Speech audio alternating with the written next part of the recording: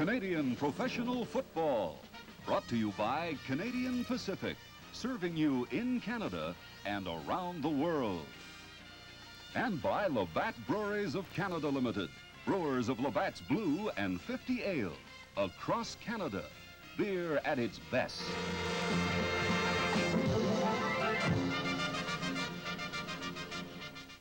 There has been a great deal of rain fall on these Toronto fans in the past 24 hours.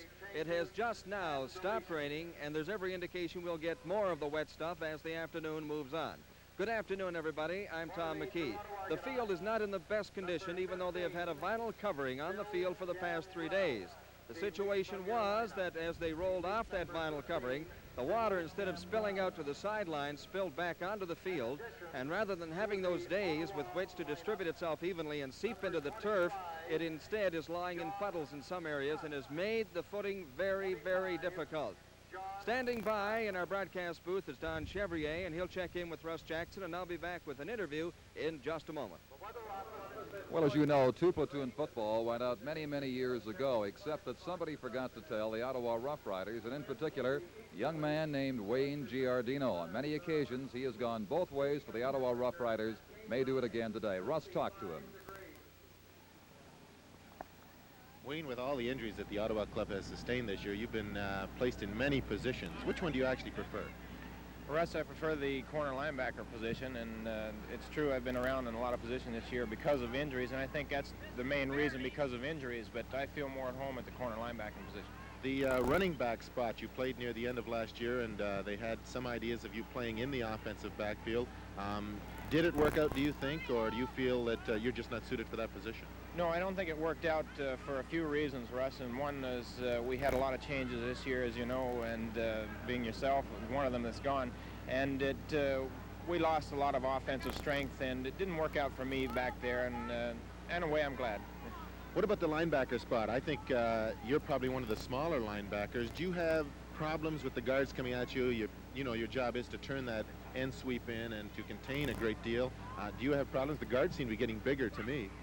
The guards are a problem for me. My only asset, I guess, is quickness and being able to read the defense as fast as I can in order to not let them get a full head of steam up and get out in front of me to block me. And other than that, I do fairly well. I am small for the position.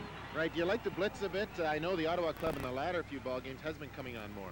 Well, this is my specialty. I like to blitz probably as much as I can, or I try and influence the coaches to blitz as much as I can, because probably maybe to take advantage of my quickness and offset the offensive strategy and thinking. Well, Wayne, have a good game. Now over to Tom McKee. Well, with me, Russ, under these rainy conditions is Bobby Taylor, number 24. And, Bob, you haven't seen too much action. It must have been very frustrating throughout the season for you to sit in the sidelines and have to watch. Yes, it has been, Tom. It has been a little tough sitting out. I've never had to do it before, and I'm just glad to be back in there. They weren't able to play again. Well, obviously, you must be feeling well. Yes, I am. Yeah, I'm feeling pretty good. Looking forward to winning everything if we can. How about that? How about the turf today? How about the cutting? Is it pretty rough? Well, yeah, it is. You've really got to make sure that you plant real well, otherwise your field will be going underneath you. Okay, Bob. Well, good luck in the game. Thank you very much, Tom. Well, Bobby Taylor's back. Jim Thorpe is back for the Argonauts, but Russ Marv Luster may not be around today. He's been ill the past couple of days, and if he doesn't play, it'll make a big difference for the Argo defense. Well, it appears that he is probably not going to play, Don. He did not come out for the pregame warm-up, and there are two possibilities that we can figure out that Toronto might do. They could move Aldridge back into his position and put Peter Martin back in as the cornerback, or they could leave Aldridge in his corner and put Sternberg back in Lester's spot, or at least in one of the deep defensive halfback spots. So this is something we'll have to watch for as the game progresses. What about the Ottawa team? Marshall Shirk, who missed the Montreal game, is back with them, but they have other problems. Billy Joe Booth has a bad leg, and so on down the line. Marshall is back, but Billy Joe has not been feeling well this week. He had an eye infection and also has been having troubles with the groin injury that's bothered him the last half of the season. And young Wayne Smith may play a little for him. And also Collins is hurting, Doug Collins, and he's apparently going to the hospital for an operation on Monday. And Gus Ravensburg, who had a great game last week in Montreal, could play a lot more for Collins in that defensive tackle spot. So changes all around on both sides, a game that means much to the Argonauts and pride to the Roughriders. The Ottawa Roughriders and the Toronto Argonauts are all set, ready for our national anthem on the opening kickoff after this message.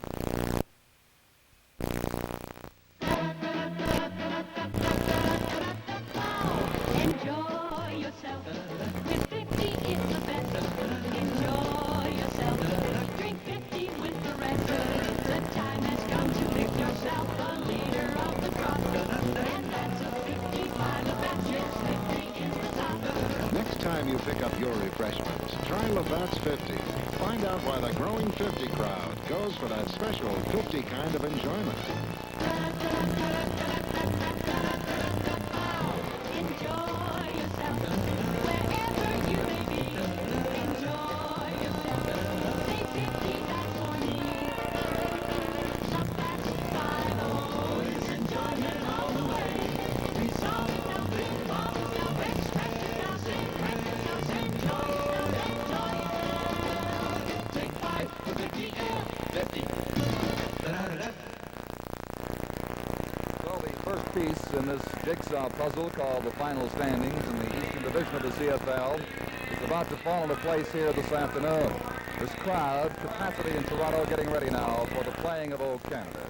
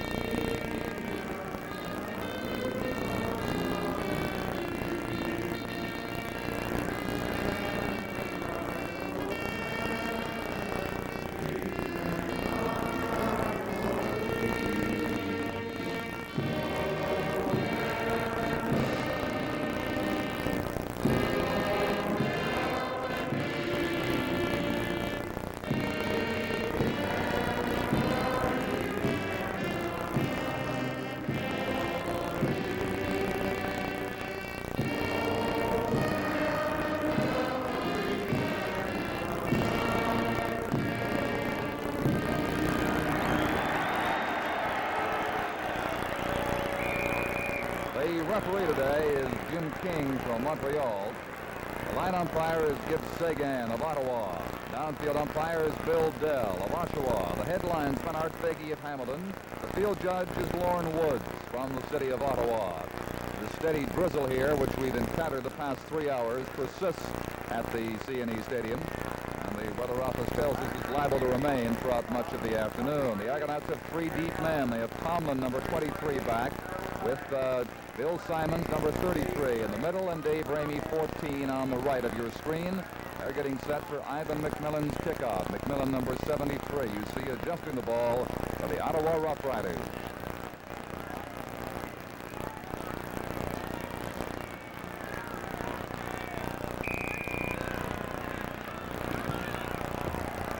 The kickoff, 5-yard line, Bill Simons. Taken down by Barry Ardern, just short of the Toronto 30-yard line. 57 degrees right now by the stadium weather clock. The wind's out of the east at 9 miles an hour. That means the favoring wind is with the Ottawa Roughriders in this quarter, as the Argonauts have decided to receive, and they'll start with number 19, Tom Wilkinson at quarterback. Dave Ramey, 14, set behind him. First down, 28. First pass picked off by Clark. At the 20-yard line, the tackle made by Bill Simons.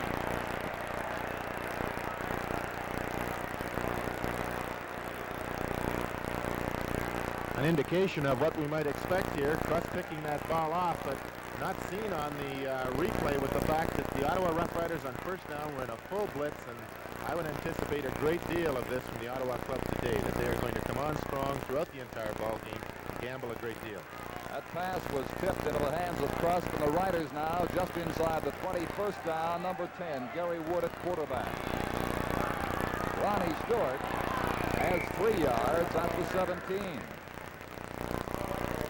Jim Corrigal, the middle linebacker, pushing him back after the advance of about 3 yards. The Toronto Argonauts have had the upper hand on the Ottawa Roughriders in the 2 games this season. Argos in the first game 37-21, and then the second time they met it was Argos 30 and Ottawa 25. The Roughriders are out to correct that situation as much as they can right now. In that last game here, the Argonauts built a huge lead. The Roughriders just chipped away and came very close to stealing that game in the final quarter.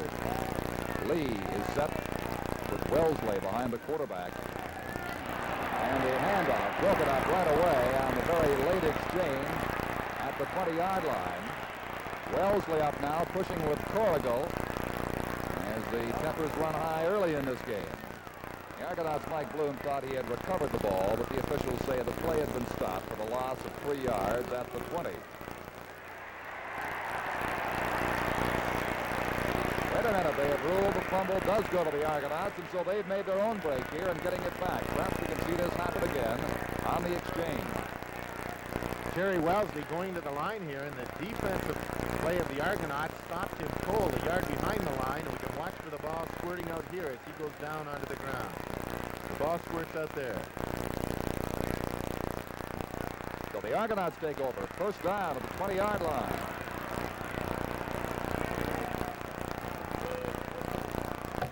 Bill Simon. He slipped trying to duck under a tackle and reached the 30-yard line, close to a first down. They'll mark that the knees touched further back than that. Poirier with Vijak in on the tackle. So it is an 8-yard gain, second down and 2 to go. Don, an indication of the footing out there. You can see where most of the play has taken place, the foot marks, and how the field is tearing apart. And I'm sure by the end of the first half it's going to be in quite a disastrous condition. Offside indicated. Simons has the first down at the 34-yard line. Al Marcellin, number 33, with the tackle for the Roughriders.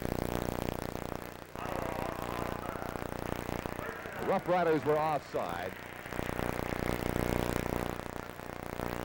So the Argonauts are first down at the 33 as they decline the penalty and accept the gain made by Simon. Tight end is Mel Prophet. Number 75, Bland sets wide right. Thorpe on the left side. Back for the first time in 3 games. Ramey at the 37-yard line has 3 to 4 yards. Dave Ramey not considered to be a strong inside runner with his great moves and speed. But in recent games, the Argonauts have been sending him inside and trying to break Bill Simons on the wide running plays.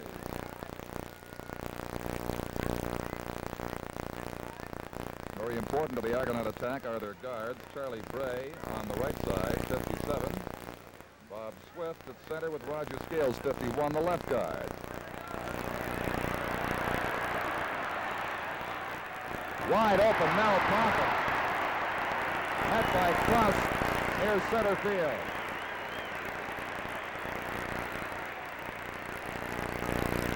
Don, the action of that play was set up for a screen pass, and I believe that Wilkie wanted to go to the right on a screen pass to Simons because the offensive line just blocked occasionally. They let the defensive line come through, but both Booth and Shirk rolled out to cover the screen, and he found Prophet downfield for a big gain. 18-yard gain, first down from the Argonaut 54.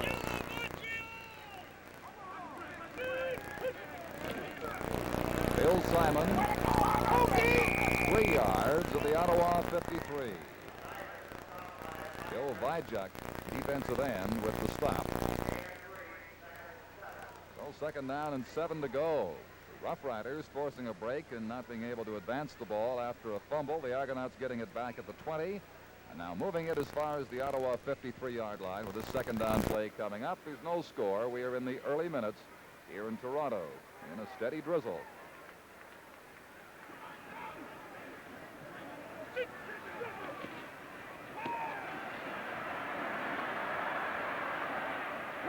The pass intended for Tom Bland to the 45-yard line. Campbell had drifted back to cover him along with Marcellin. So it runs to third down and 7 now.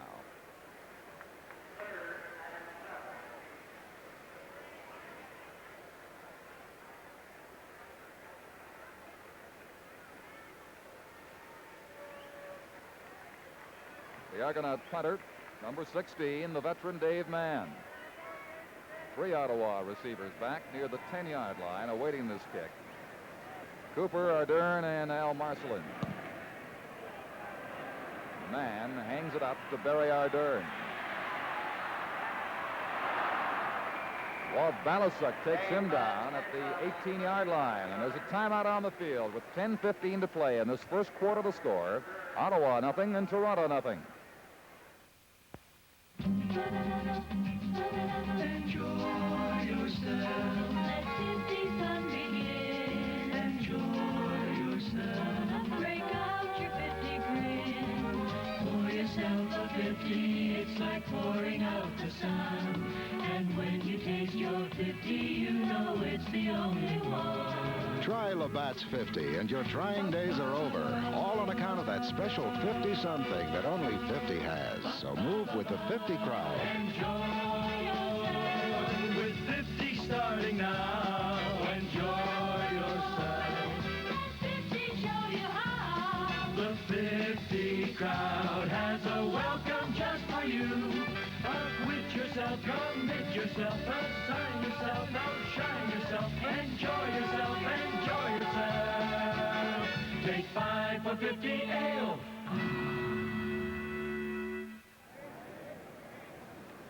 That was a 37-yard kick by Dave Mann. The run back was 3. Someone to watch for is 34 defensively for the Argonauts, Jerry Sternberg, with a tall order of filling Marv Luster's shoes this afternoon.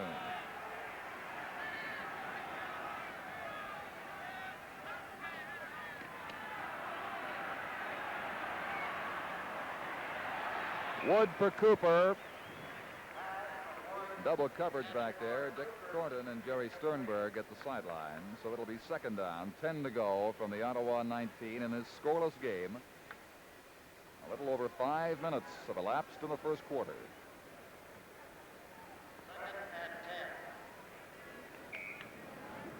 With Luster out, Chip Barrett, number 30, is calling the defensive signals for the Toronto Argonauts, while Sternberg plays in Luster's spot as the rover.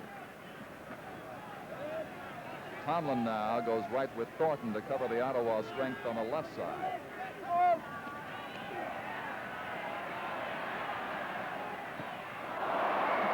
Wood's pass bouncing in and out of the hands of Hugh Oldham at the 35-yard line, so it's third down. Still 10 from the Ottawa 19. What a day Oldham had against the Montreal Alouettes in the 28-12 upset last Saturday at the Autostad. Don, the Toronto Argonauts disguised their man-to-man and zone defense well those two particular plays. On first down, they played man-to-man with Thornton on Cooper and Tomlin on Oldham, and they lined up that same way on second down, but played a zone defense. Bill Van Berkeley, 15, gets set to punt to Sternberg, 34, and Aldridge, 31. Aldridge had to cover up at the 54-yard line after that ball squirted loose, and we're liable to see a lot of that today under these moist conditions. And Dever, number 30, right there to pin him for the Ottawa Roughriders. Only one game after this in the Eastern Conference to round out the 1970 season, and CBC will be providing comprehensive coverage of the playoffs, including the Grey Cup and the Western Final. And we'll start, but we don't know which city to go to next Saturday afternoon for the first game, or for the game in the semifinals for the East. All we know is it will not be the city of Ottawa.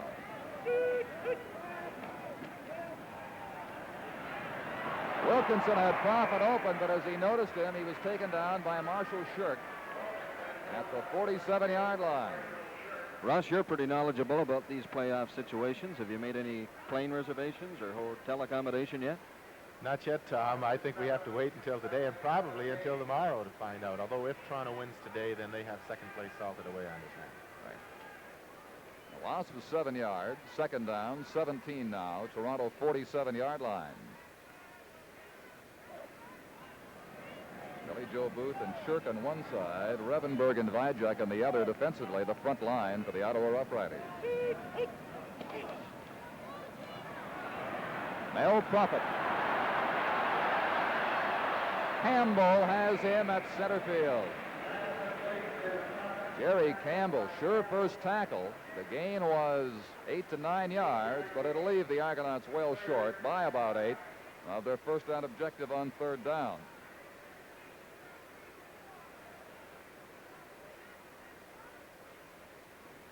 Well, Dave Mann, number 16, comes into the backfield for the Argonauts as the Riders send their 3 men, Cooper, Ardern, and Marcelin back near the 10-yard line. There you see them all fanned out.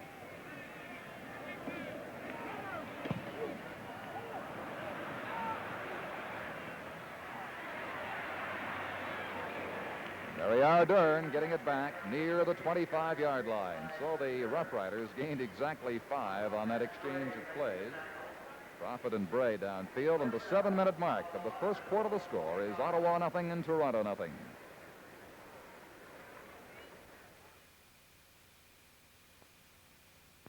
Enjoy yourself. At 50 to the pot.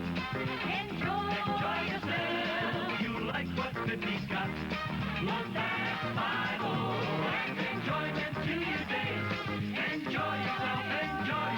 Take 5 for 50.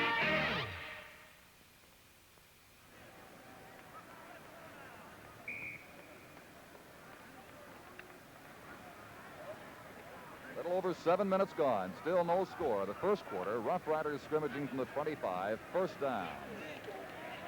Charlie Lee airborne at the 29-yard line for about 4.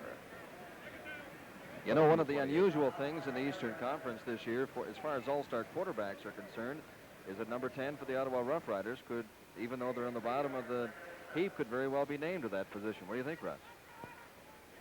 No? Well, I'm glad I don't have to vote on that, Tom. It's rather difficult this year because quite a few of the quarterbacks have been out through parts of the season, and this is probably going to influence the vote some. A building year. Second down.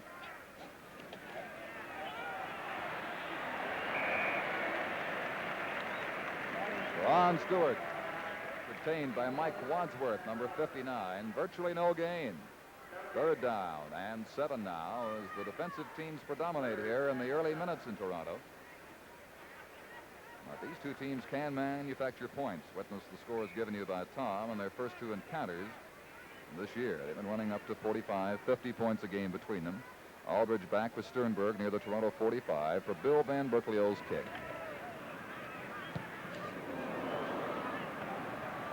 On the bounce to Sternberg at the 50-yard line. So each time these teams exchange the ball on punts, the Rough Riders seem to gain about 5 yards. Argonauts start from the 50.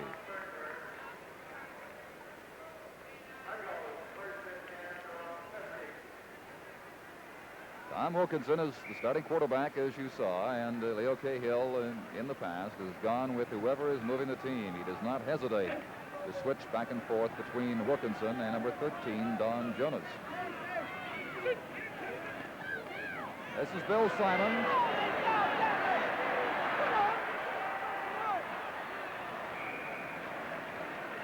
Tried to elude Ardern there, who managed to contain him while his teammates came up to fill in the play, and it's a loss of 5 yards. Don Krusp and Revenberg finally getting there to make the tackles.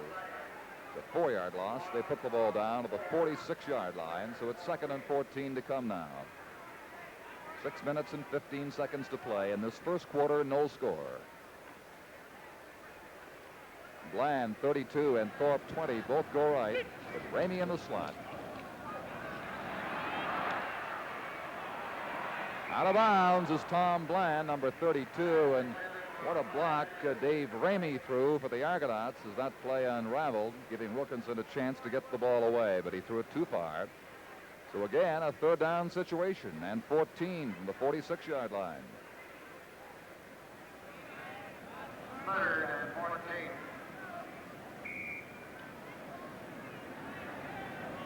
Marcelin now goes back to the outside with Ardern in the middle on his punt return team. Cooper on the left side for Dave Mann's kick. That's his best today. Marcelin out to the 23-yard line. Ardern made a fake motion as though he had caught the ball, but nobody was buying that.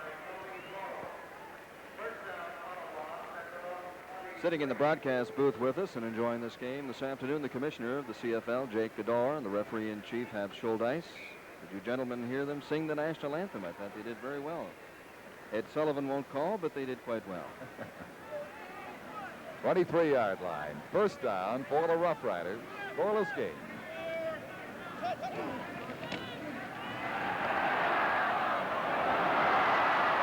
Wood just a step away.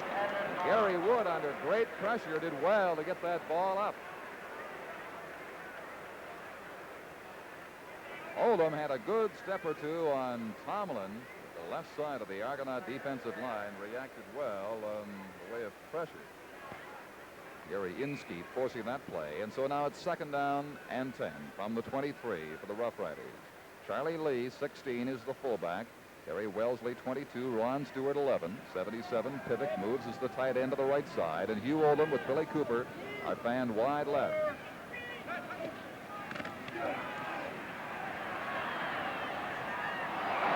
Pivot, a good catch at the 38-yard line. 1st down. The Toronto defense setting up in their zone defense with Pivot coming out on isolated here, runs a curl in over the middle. Mike Bloom pushed him into the middle where he wanted to go and then came out to the outside, leaving a big gap in the middle with Oldham and Cooper going deep and taking the defensive backs out of there. Aldridge, the linebacker, who had dropped back into the hook zone, couldn't get over in the middle in time to knock it down. Gary Wood now is 1 for 4. That's his first completion. The gain was 15 yards. 1st down, 38-yard line.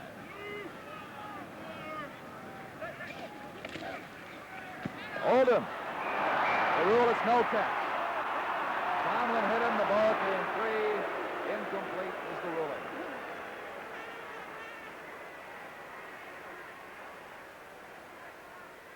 The Argonaut fans, of course, buzzing. They felt that he might have had it long enough for the catch and the ensuing fumble. So 2nd down from the 38.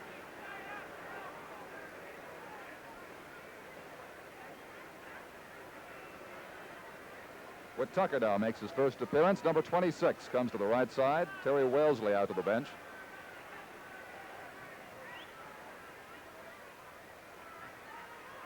Oldham. Picked off by Steinberg. Whit Tucker came back. He was the intended receiver to make the tackle. Oldham lining up to the left-hand side, coming around taking a little pitch here, similar to a Toronto play they used earlier this year. He laid that ball up there for grabs. Tucker never did have his man beaten, and he wobbled that ball out there like a lame duck, and Sternberg, playing in front of him, just picked it off. Center field, 1st down, Toronto. Each team now has had an interception. Fake to Simon. Out to Morrow. Gain of 2 yards at the 53. Barry Ardour, number 20, with the tackle. On those screen passes, Don, the Ottawa defense is getting inside the offensive blocking before it can set up. The ball is hanging up there a little bit too long on the screen and giving the defensive backs an opportunity to come up and beat that offensive blocker. Wilkinson has hit on 3 of 6 passes, 28 yards total so far. Al Prophet at the 35-yard line, met by John Krusk, number 25.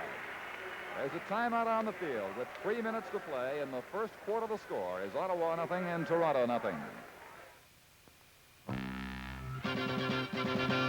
When you're smiling, tell about you, the beer that smiles with you. It's the true one, brewed for you one, the great one that's true blue. The movie's going, right over the blue. Canada's going for the taste that is true.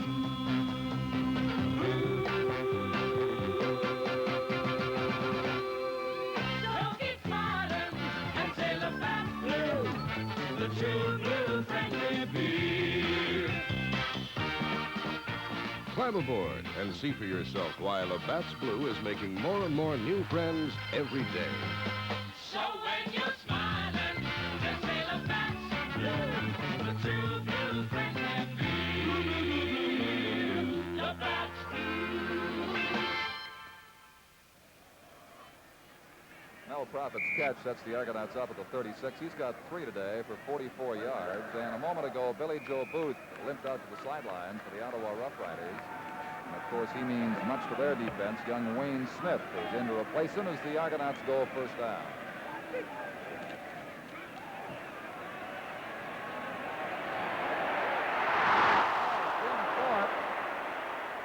number 20 had the ball in his hands and couldn't hold it against Poirier and crossed at the 5-yard line. Ottawa in a man-to-man defense here, and Thorpe got in behind Joe Poirier, and Joe putting his hand up, I think, just broke the concentration, and Thorpe couldn't find the handle to the ball. Now Morrow, number 11, you see going out, and Markle, 76, in with the play from Leo Cahill for Tom Wilkinson. Second down, still 10 from the 36-yard line. 2 minutes and 20 seconds to play in this first quarter. Scoreless game.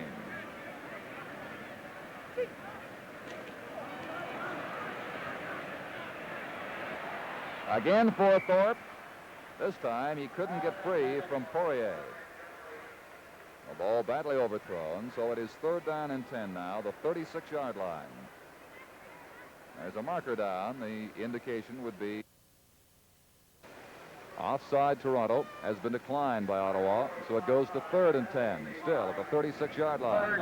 There's quite a story there, too, in the CFL. Number 29, the official Jim King, badly burned earlier this year in a boating accident, and only his superior physical condition enabled him to get back to the point that he is now. Dave Mann getting ready to kick from the area of the 50-yard line. And it's a good one. Barry Ardern lets it bounce, tries to draw the Argonauts into a no-yards penalty, and does not succeed. It's a single point on the board for the Toronto Argonauts. Ardern rouged in the end zone. The Argonauts score first. 1-0 for Toronto. Billy Joe Booth, we're told, does not have a serious injury. It's just the same ailment that's been plaguing him throughout the latter half of the season, and they expect him back later in the day. Of course, this could be the last regular game that Billy Joe Booth ever plays in the CFL. He's threatening to retire. I think he did that last year, too, though.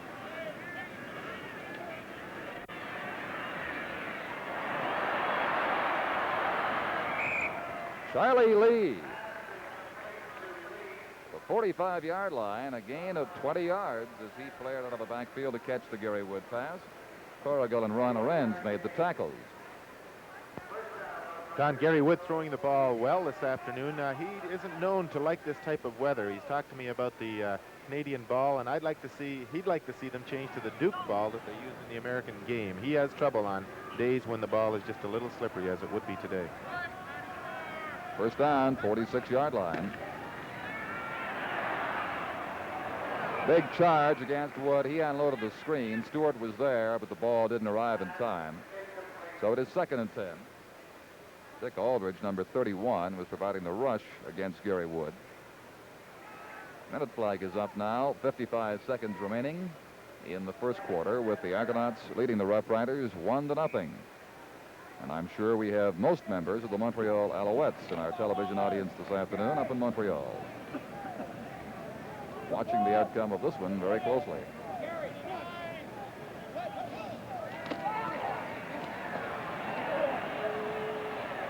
Sternberg made a good move against Hugh Oldham to break the play up.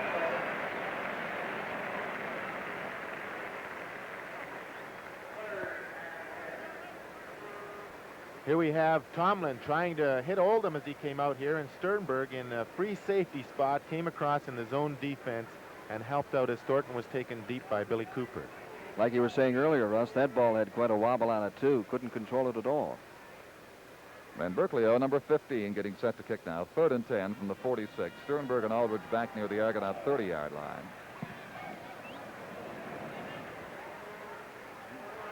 This is Jerry Sternberg. Heads collide at the 29-yard line.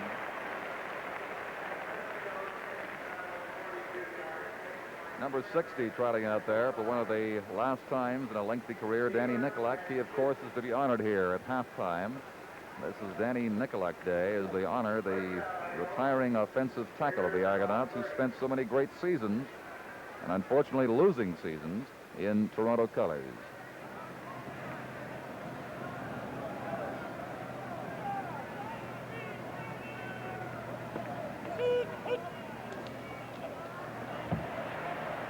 Tony Moore. Gain of 15, 16 yards at the 45. Barry Ardern, number 20, a very muddy 20, made the stop.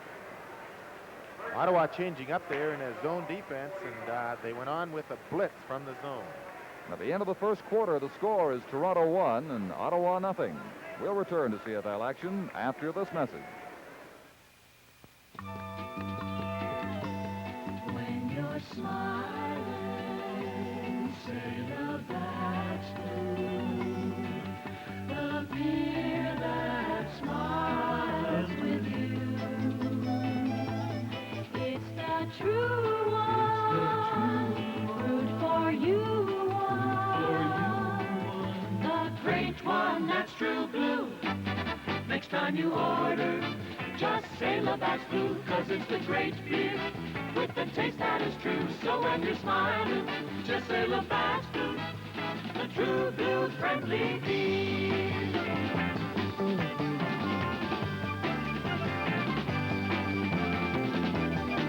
So when you're smiling, just say Labatt's Blue, the true blue friendly beer.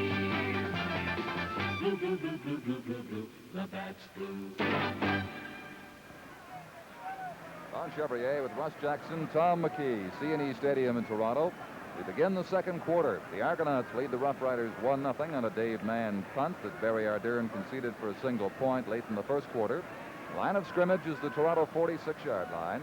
And Tom Wilkinson, 19, gets set to bring the Argonauts out to the first down play. Total offense in the first quarter, minimal because the defenses were the predominant forces, 69 yards Toronto and 36 yards for the Ottawa Roughriders. Tom Bland wide left, Jim Thorpe, number 20 on the right side. Ramey and Simon set behind Wilkinson. Fake to Simon. Mel Prophet. 42-yard line. And he's been the favorite target today for the long gainers by Wilkinson. Zone defense with the Ottawa Roughriders, and Mel Prophet, as we see here, comes off the line, and he runs a little post pattern into the middle, and Jerry Campbell loses him here and isn't quite sure where he is, and Wilkie finds Prophet for a big gain. Prophet may not run far when he catches the ball, but he certainly makes sure of them, and more important, works himself into the open time and time again. And he can also fall an additional 2 yards, Don. Or more. 42-yard line now. First down for Toronto. Markle, wide left.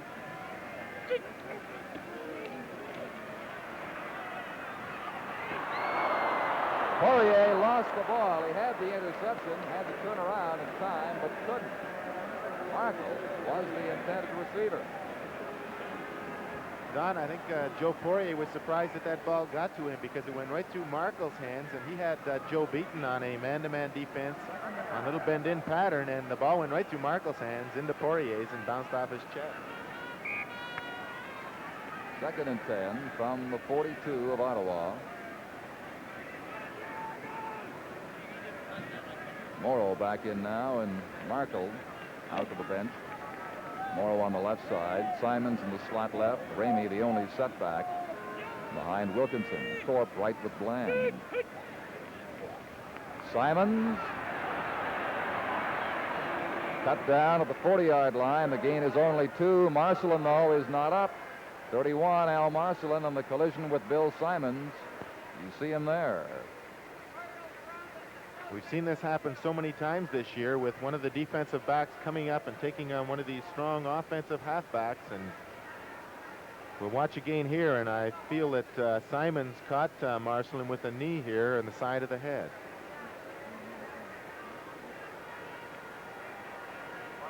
Right there we see the knee on the side of the head. Simons a powerful runner with those legs churning all the time.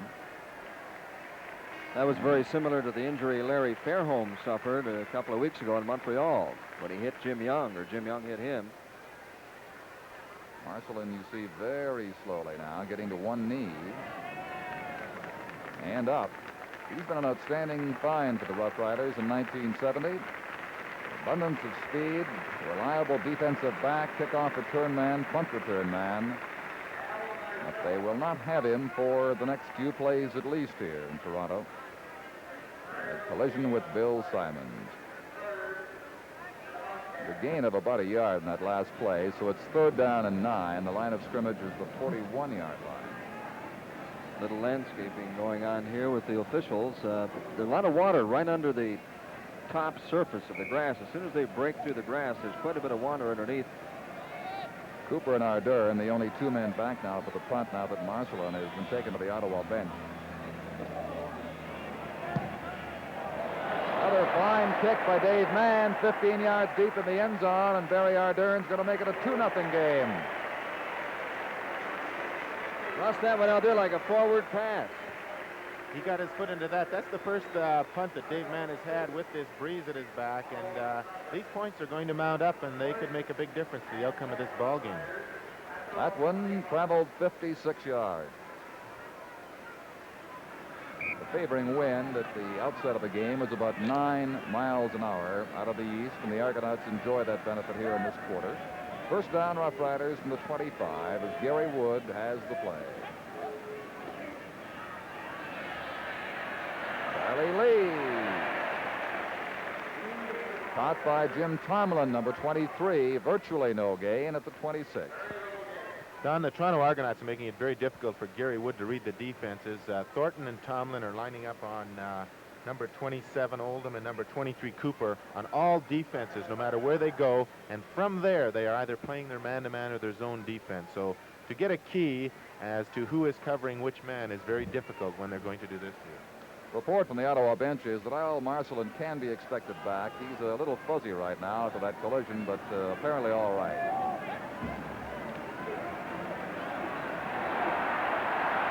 Mike Bloom chasing Gary Wood.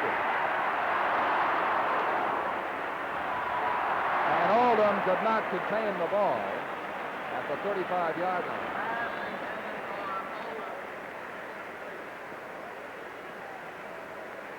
I'm not sure whether this was a mix-up on the Ottawa offense, because Whit Tucker had lined up to the right and came to the left, and then they tried to set up the blocking, and Mike Bloom was let go free here, and Gary Wood did an outstanding job of getting free of Harrington and Bloom to get this ball to Oldham, and they had a first down had he been able to hang on to it.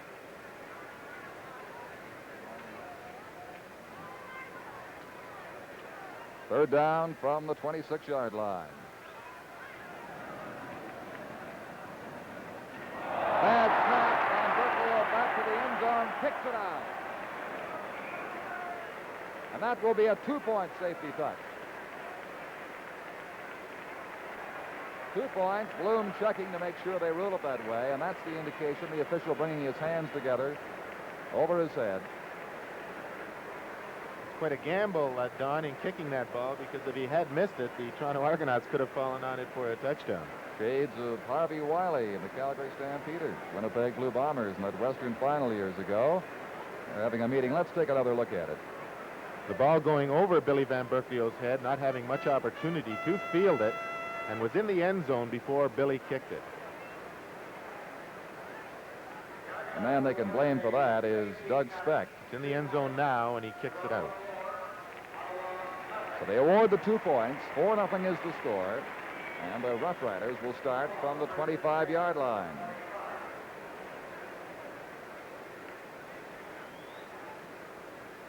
Meantime, some of the Argonauts asking for further clarification from the officials. Pete Martin, 77, Aldridge, 31. 11 minutes and 45 seconds remain until halftime, and we'll be showing you the ceremonies here honoring Danny Nicolak, the retiring Argo lineman, at halftime.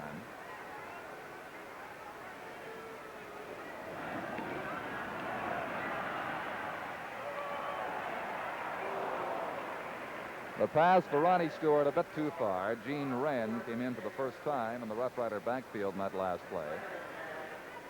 So second down and still 10 from the 25 as the Riders seemed locked in that spot, unable to move away. They had 2 previous plays before the high third down snap by Doug Speck and the safety touch from the 25. And those points start to add up, Don. 1 here, 1 there. It's up to 4 now. That's better than a field goal advantage. Well, a field goal makes it a 1 converted touchdown lead. Oldham on the left side.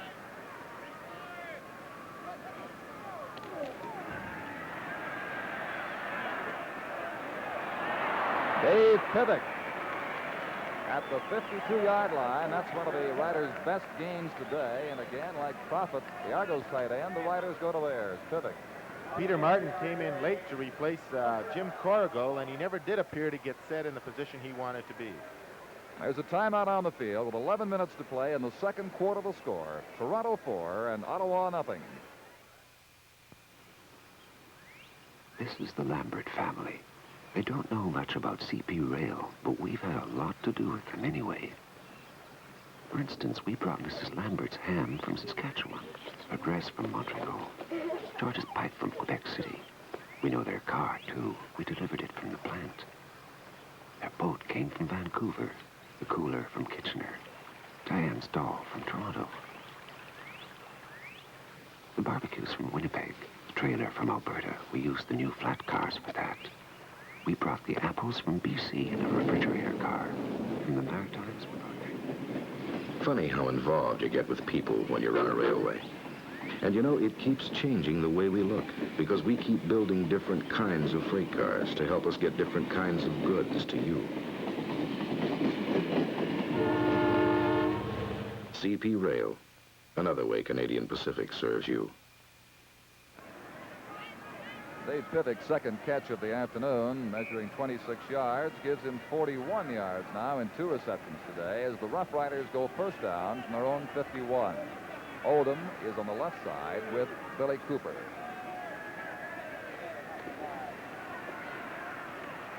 Out to Pivik. He couldn't beat the first man. And had he beaten Chip Barrett, number 30, who made a sure tackle, the sideline was open to him.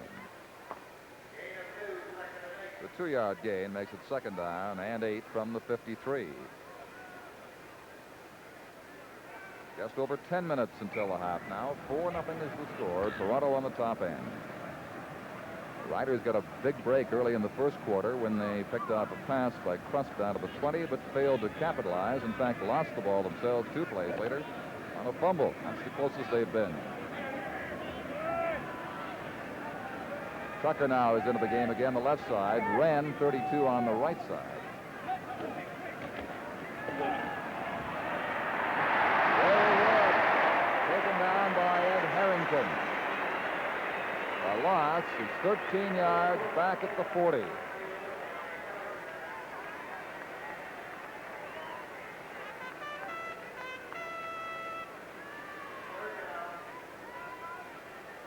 It produces a 3rd and 20 situation for the Rough Riders, who again run out of gas. As Aldridge goes back with Sternberg near the 35-yard line to await the kick from Van Berkelio, who, of course, is very attentive towards the snap here, bearing in mind the last one that came out, resulting in a safety touch. This one's right on the mark. Aldridge, back at the 37-yard line, was pulled down by Danny Devers.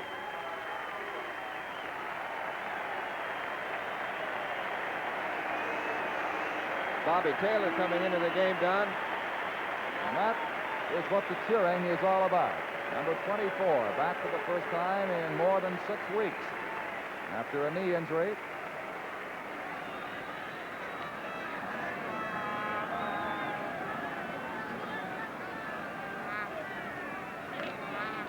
Al Marcelin's spot on defense taken by Frank Allen now, 14 to the Rough Riders.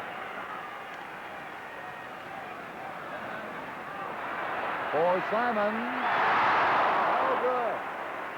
Had the ball for a moment against Ardern and couldn't keep possession. Wilkinson got good protection here, and he got that ball out there, but he didn't quite throw it far enough, and it was a battle between Ardern and Simons all the way, with Simons getting an opportunity to make a great catch. Ardern just knocking it away at the last minute. Second down, still 10, 37-yard line. Score 4-0, just under 9 minutes of time remaining in the first half.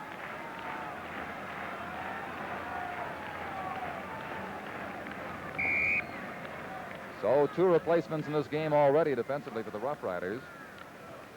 Wayne Smith, and now Marcelin is back into the game for the first time since he was shaken up. Profit. Broke a tackle for another 10 yards. Finally stopped by Marcelin and Van Berkelio. After Barry Ardern couldn't hold him. That was another example of Profit being able to fall the additional 3 yards, too. The ball is at the 51 of Ottawa for the first down play. Bobby Taylor, 21, the bottom of your screen, the right side. Jim Thorpe, 20 at the top. Dave Ramey.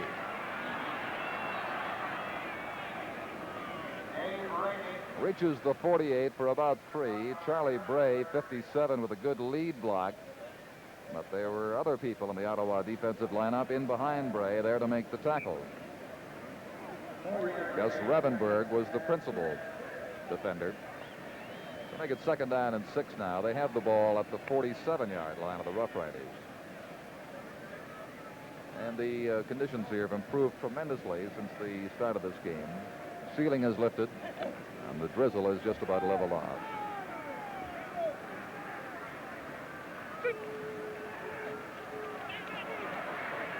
Ramey surrounded quickly, no gain near the original line of scrimmage. Jerry Campbell, 54, shut him off as Wilkinson had to bail out the escape pass. Campbell going back in a straight zone defense with Wilkinson setting up a middle screen, and then he finds his footing and comes back and helps with the tackle.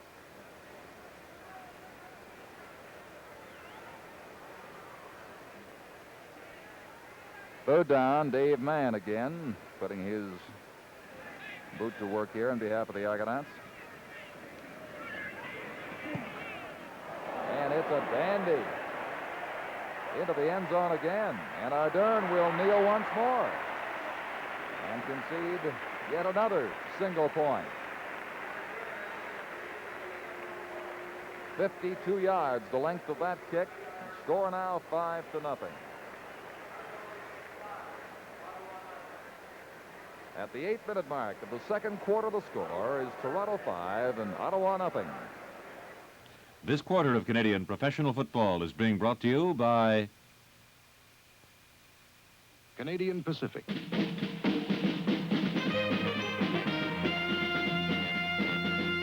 Serving you in so many ways.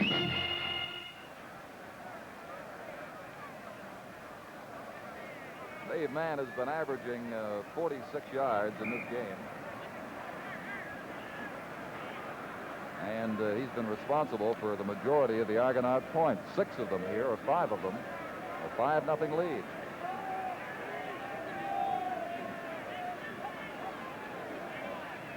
Gene Wren. He'll lose a yard on the grass of number 54 of the Toronto Argonauts, Ed Harrington. Wren and Lee, those relative newcomers to the Ottawa backfield, have certainly not enjoyed Canadian weather. I think they've only played on one dry field in all the games they've had so far. Of course, Ottawa's had a rough year. They've had rain in 12 of their 14 games. Jack Gotta was saying before the game that he plans to work as a rainmaker somewhere where they have trouble moistening the crops in the offseason. Seems to follow him wherever he goes. Good name for a movie, Jake Goda and the Rainmakers. The interception by Barrett. Home free.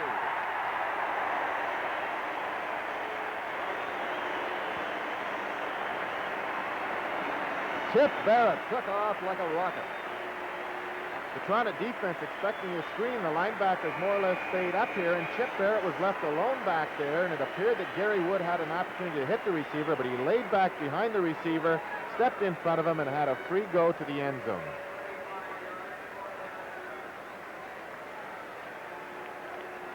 That makes it 11-0 Argonauts, with Don Jonas now in to attempt the extra point. Number 25, Dick Thornton's going to hold the ball for him.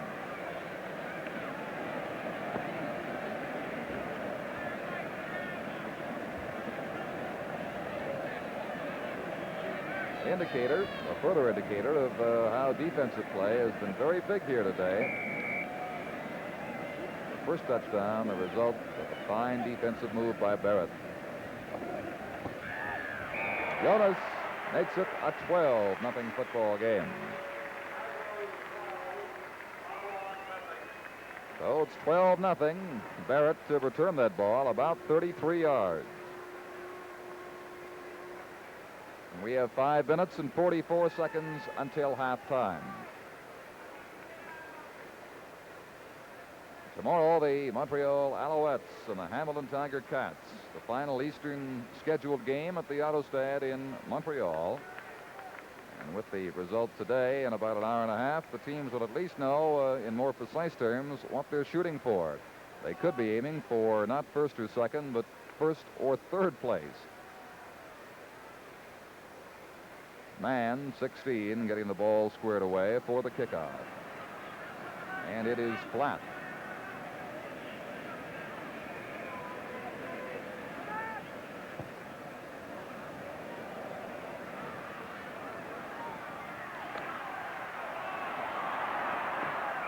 Hugh Oldham into a puddle of water across the 40-yard line. Dave Mann, one of his rare defensive gestures, downfield with the tackle. So they place it at the 41. The lights here, of course, have been on since before the start of this game.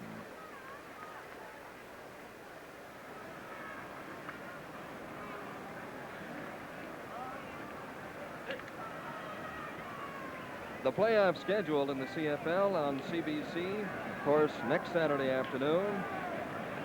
Then on November 14th and 18th from the West, if necessary, also on the 22nd of November, and of course the Grey Cup 4 weeks from today from this football field. Again, Hugh Oldham unable to make the reception. Good collision there with Jerry Sternberg, pried the ball loose. Oldham isn't getting much freedom this afternoon. Tomlin playing over top of him, runs him off his pattern here, trying to hold him up, and then Tomlin getting great help from Sternberg, who is on the spot playing that free rover position or free safety position. He's doing an admirable job in place of Marv Luster.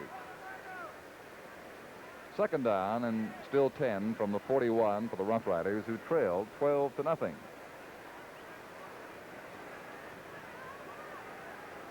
Cooper and Oldham are set to the left side.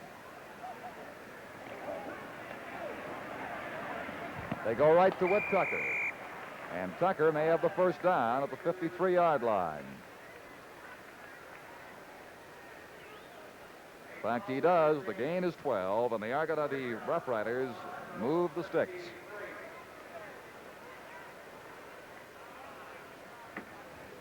Defensively for Toronto, they have Gary Inskeep, a late cut from New York of the National Football League, at one defensive end. Ed Harrington, 54 at the other, and Mike Wadsworth, 59, and Walt Balasek, 64, the defensive tackle. Jim Corrigal plays the middle, 79. Aldrich, 31, and Mike Bloom, 70, are the other linebackers.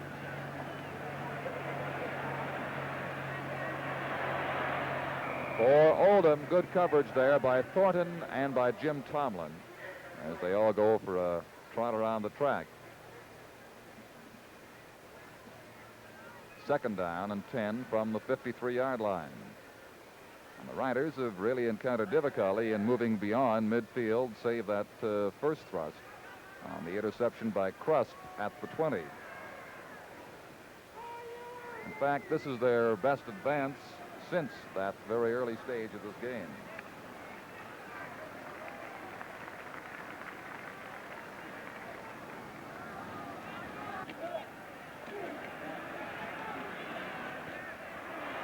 And Pete Martin in for Jim Corrigal on that last play, made the tackle on Dave Pivick, but not before Pivick had collected a first down inside the 45-yard line of Toronto. Don, that appeared to be almost the same play that Chip Barrett intercepted on last time. The linebackers came back to help, but Pivick coming over the middle there managed to find an opening, and Gary Wood hit him perfectly. Ran wide right, and Cooper on the left side with Hugh Oldham now for the Roughriders. First down, 44-yard line. And the blitz by Corrigal, and Gary Wood's down for a loss at center field.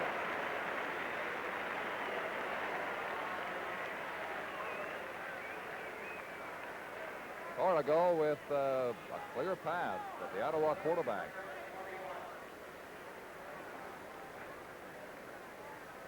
Boy, Boy, he came out of there. That coracle can really move. He came out of there like it's already tonight. Somebody's chasing.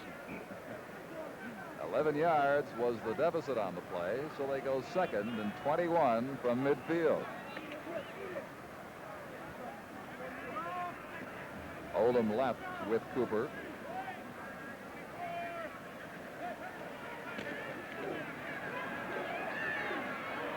For Whit Tucker. He can hang on. The juggling act against Ron Arends and Dick Aldridge inside the 15-yard line. Toronto in his own defense. Time out on the field, Ross, with 2:37 to play in the second quarter. The score is Toronto 12 and Ottawa nothing. When we say that you get good service at a CP hotel, we mean good service.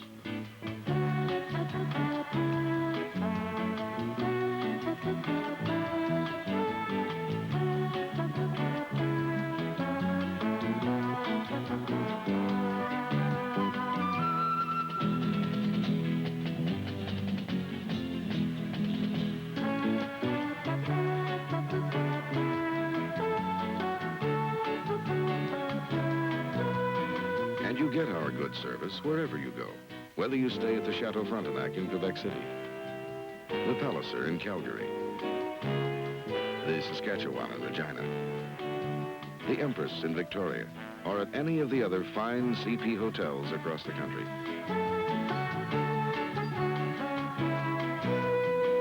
CP Hotels, another way Canadian Pacific serves you. Third and 21 from midfield. And Berkeley Old getting set to punt. Sternberg and Aldridge back at the 20-yard line. Hangs it up to Aldridge. And he's taken down at the 19. In fact, if they want to go after Aldridge, once he turns his back there, they can grab him by that towel he has and draped around himself. Wayne Smith made the tackle. The 19-yard line starts the Argonauts out first down. About 2:20 to play in the half. Boy, that field is certainly being chewed up, Don, tremendously. They're lifting that turf right off, down about 3 or 4 inches in some cases. Reminds me when I follow you around the golf course.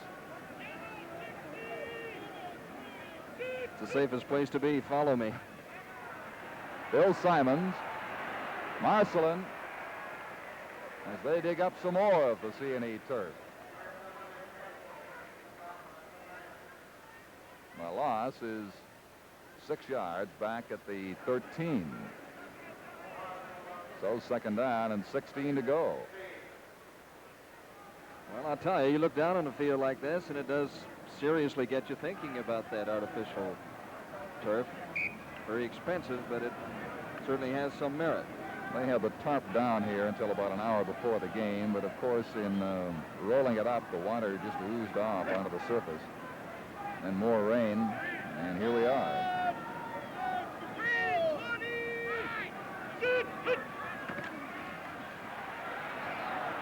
Wilkinson will give up 2 points.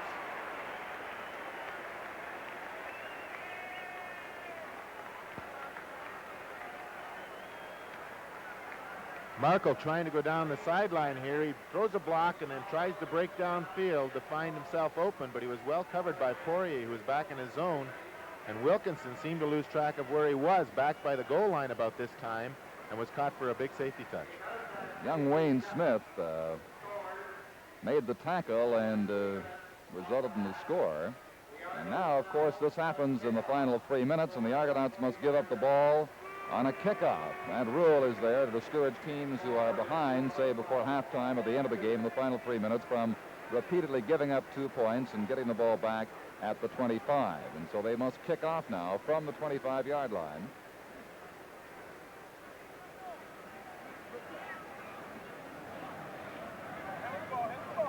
Dave Mann has it again at the 25, lying in a rather flat position.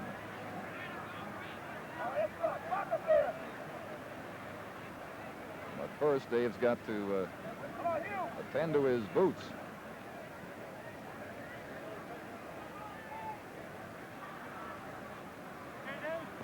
fact, he's undergoing a change of footwear right there.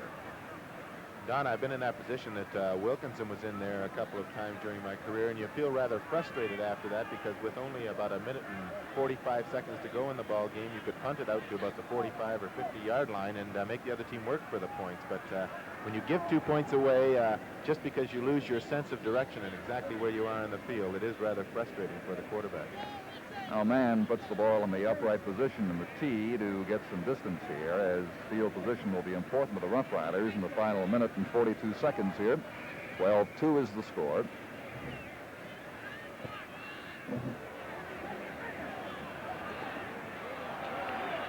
You Oldham. He just couldn't get away. The ball came free around the 50-yard line, but I think the whistle had gone.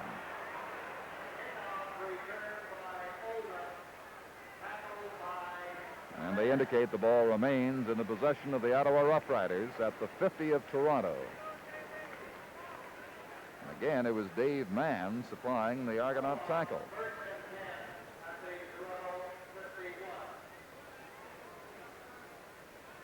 A minute and 34 left now until halftime. Reminder again about the ceremonies honoring Danny Nicolak. We'll be covering them for you from the C&E Stadium.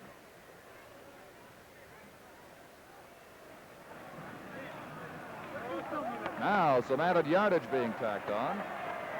Down to the 36-yard line. This is the game's first penalty. It is for rough play against the Toronto Argonauts. And so the Rough Riders have an excellent chance to go in here and narrow this lead before time expires in the second quarter. Ed Harrington pleading the case on behalf of the Argonauts to no avail. There's a look at Gary Wood, the offensive unit of the Ottawa club. Gene Wren sets wide right. Oldham 27, Cooper 23 on the left side. And a rule they took too long. The whistle sounded. The gain is only a yard. Ron Stewart was carrying.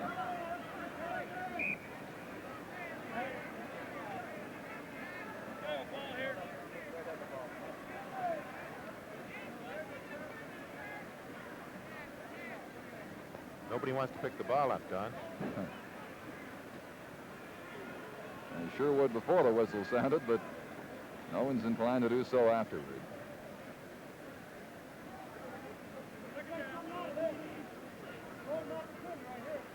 It is going to be second down.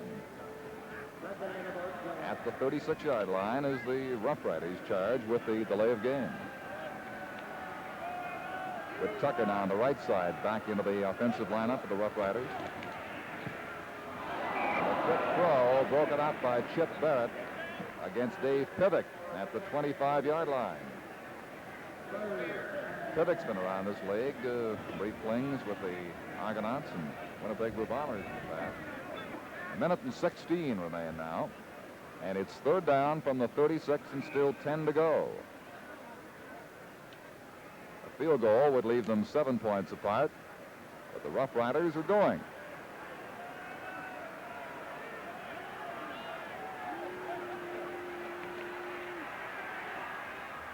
For Tucker, no good. And so Ottawa will lose the ball on down. The Argonauts taking over at the 36-yard line with 1:13 to play in the second quarter.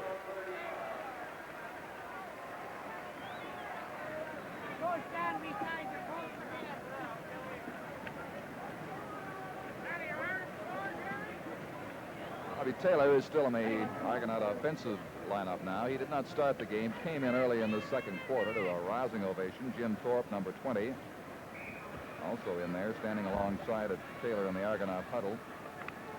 And this is the way they started the season and planned to go in 1970 until a wave of injuries came along to change plans. Dave Ramey bends for maybe a yard at the 37, met by Gus Rebenberg, number 52.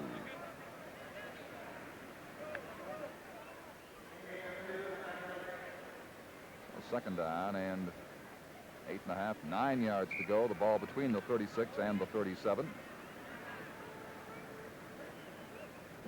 Marcelin back in with Van Berkeley, Cross, Poirier, and Ardern as the deep backs. The corner is Dan Dever on the right side and Wayne Giardino on the left. And Jerry Campbell, 54, plays the middle. Bobby Taylor's first catch.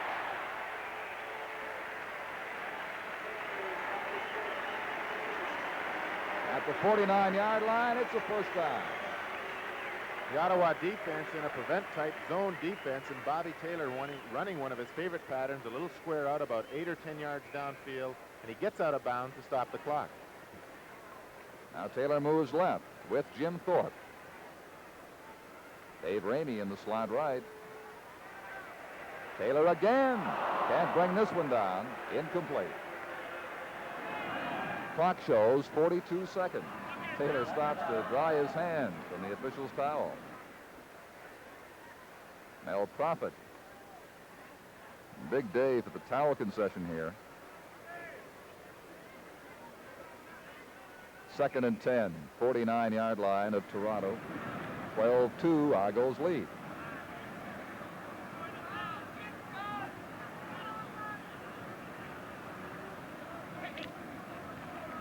Taylor, Morrow, Thorpe all go left, leaving Simons in behind Wilkinson.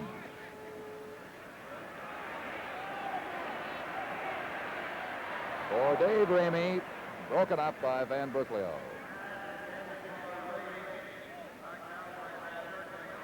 Now 35 seconds remain. 3rd down and 10.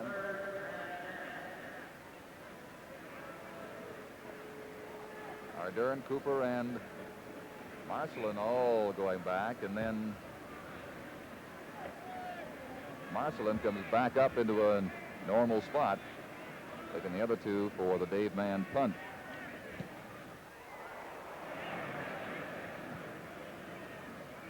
Off the side of his foot, and Cooper just runs it out, stopping the clock at the 18-yard line. 30 seconds remain now.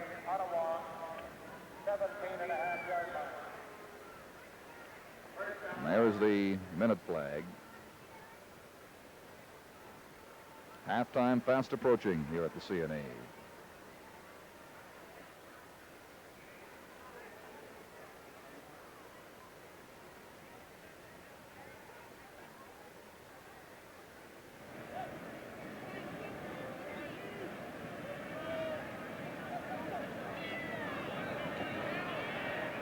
You Oldham. Had trouble getting to Oldham. Several great chances, but he has failed to make the majority of catches until now at the 27-yard line, where he is close to a first down. Dick Aldridge and Jim Corrigal made the tackles. 25 seconds remain. Just short by one of the first down. All that action took exactly 5 seconds, Don.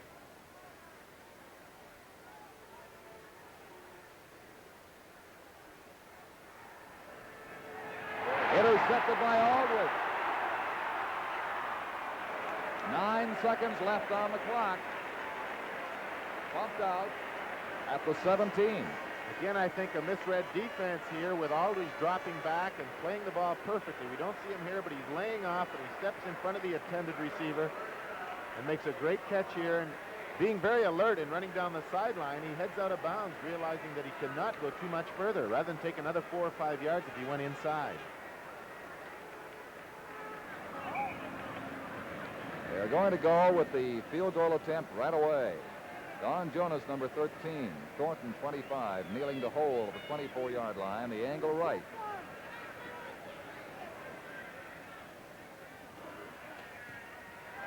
And he has it.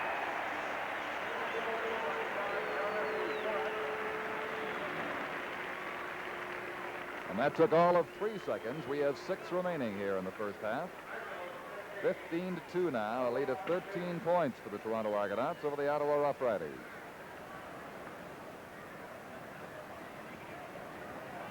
Two interceptions, Don, have certainly plagued the Ottawa offense here, and again has put a lot of pressure on the Ottawa defense in giving field position, although on the 2 interceptions, one returned for the touchdown, and this one, the immediate play after the interception, going for the 3 points. This should be the final play of the second quarter.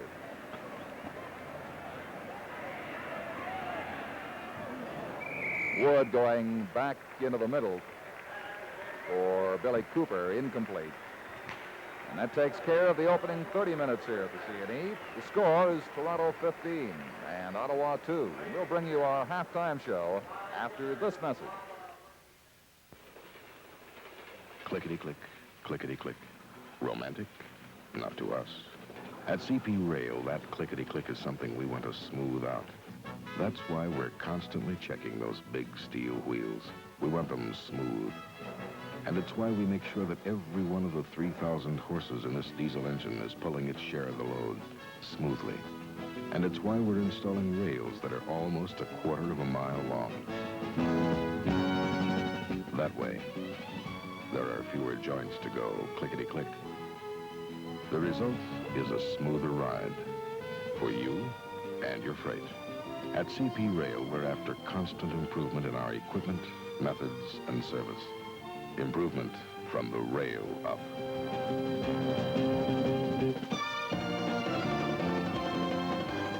CP Rail, another way Canadian Pacific serves you.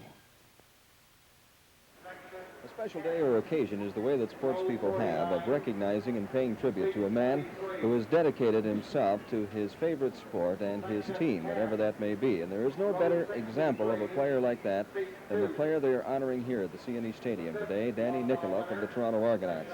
And it's been a long career for big number 60.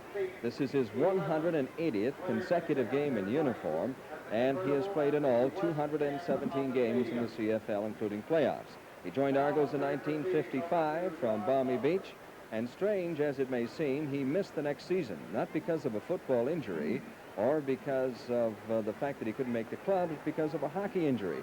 And that occurred when Danny was playing in a charity hockey game in the off-season and hurt his elbow. Danny Nicoluk is a sportsman, a true sportsman, and all that one should be. He hunts, he has dogs for that purpose, he golfs, he works out, and he stays in shape even in the off-season. And in general, keeps himself tremendously busy. He even builds his own homes and now is living in house number 3. Nicoluk has enjoyed playing these 16 years with the Toronto Argonauts. However, many of those years have been mighty lean for team victories. Now, of course, in this his retirement year, he would like to cap it all off with the Grey Cup because he is a member of a potential Grey Cup winner in this season. Danny Nicoluk was an Eastern All-Star in the Eastern Conference in 1967 and 1969, and he is big and he is strong, 6'3", 250 pounds. And he's seen a lot of football faces here with the Argonauts come and go over the years, people like Tobin Rote, Ronnie Knox, Billy Shipp, Menon Schriever, Peter Lisk, Carl Sweetan, Jackie Parker, and of course Cookie Gilchrist. And also coaches like Bill Swiacki, Steve Owen, Lou Agassi, Nobby Wierkowski, and Bob Shaw, and of course Leo Cahill. Danny Nicoluk has outlived them all, with the exception, of course, of the present coach, Leo Cahill. On the field, special ceremonies are underway, and I'll switch you over now to Don Chevrier to describe them for you. Don? Well, this is Danny Nicoluk's day, as you have said, Tom, and a man who had a similar day here at the C&E not too many years ago. Great halfback Dick Shatto is in charge of the Danny Nicoluk Day ceremonies here this afternoon. And you can see in the background of the party there on the platform just some of the many awards that are going to Danny. Here's Dick. It was 5 years ago this month that this same experience happened to me. And I certainly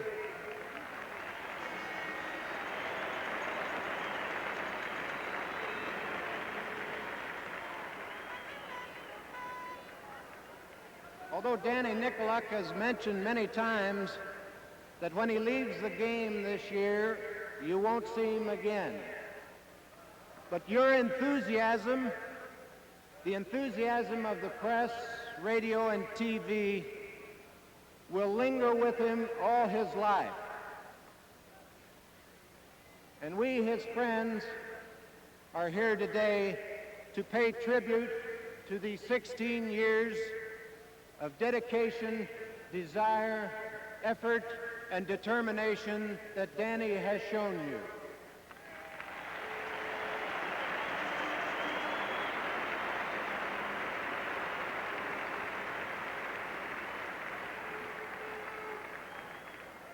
I would first of all like to introduce you to a couple of people. First of all, it started many years ago, and I'd like to bring out now Danny's mother and father, Mr. and Mrs. Nicolak.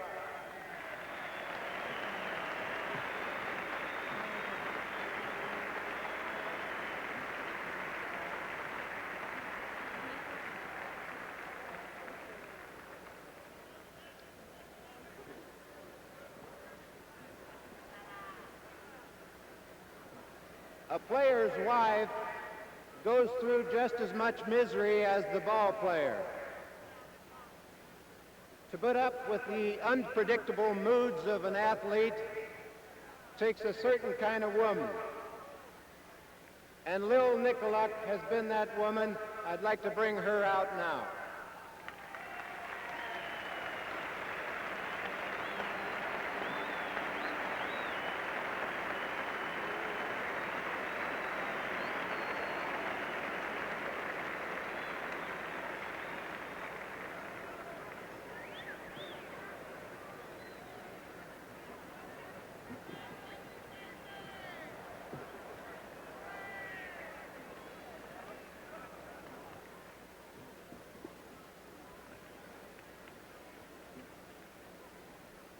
Now for the fellow that's given you so many years of enjoyment and who the game is dearly going to miss, number 60, Danny Nicolak.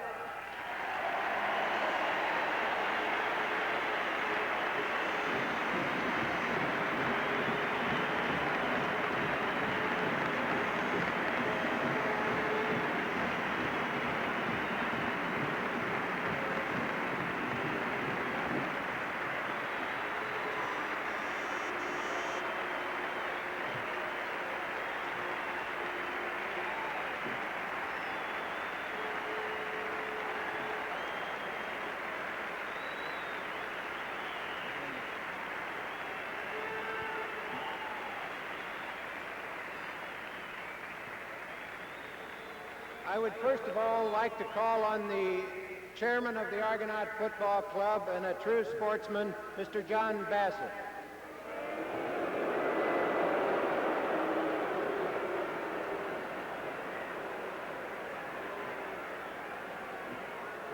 Ladies and gentlemen, that reminds me of the great cheer I got 5 years ago at the same time, same kind of an occasion.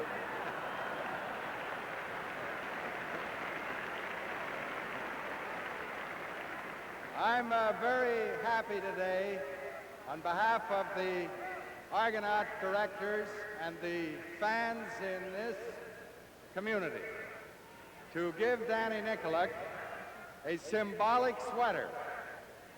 Number 60 is Danny Nicolak's number. It will never again be worn by an Argonaut.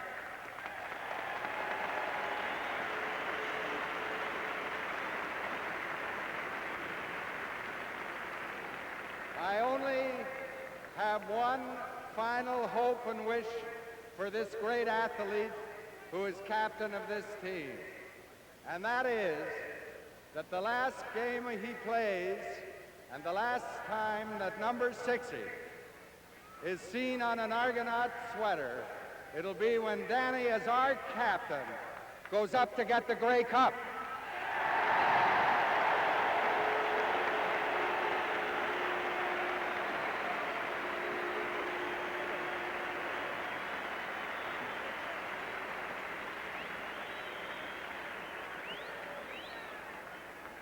I would now like to call Ron Barbaro, the president of the Argo Playgap Club, for a presentation. On behalf of Canada's most successful fan club, the Toronto Playback Club, we are giving Danny a beautiful watch. Plus, as you people know, we make many, many trips out of town following the Argos, and we always stay at the Skyline Hotel, and they have graciously donated, along with Air Canada, 1 week's vacation in Kingston, Jamaica for the Nicolaks. Danny?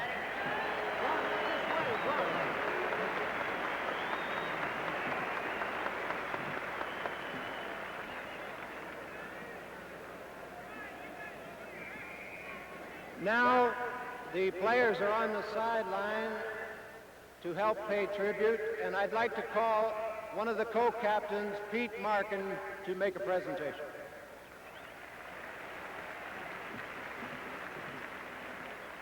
Ladies and gentlemen, it is my privilege at this time to present to Danny, on behalf of the players, the coaching staff, the equipment manager, the ball boys, and Stan, our trainer, the beautiful yellow Skidoo.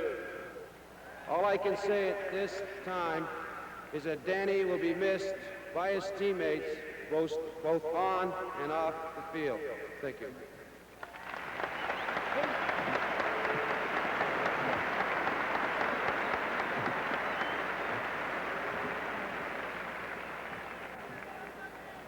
Danny, you have many other friends that wanted to pay tribute to you. And on the trailer behind you are a number of things that people have sent in, and I'd like to read them off to you. You have a set of 5 Dual S90 tires from General Tire. You have a 101 field rifle from Jim, Nick, and Dick. You also have, you're looking for furniture. Toronto Bedding have a queen-size bed for you.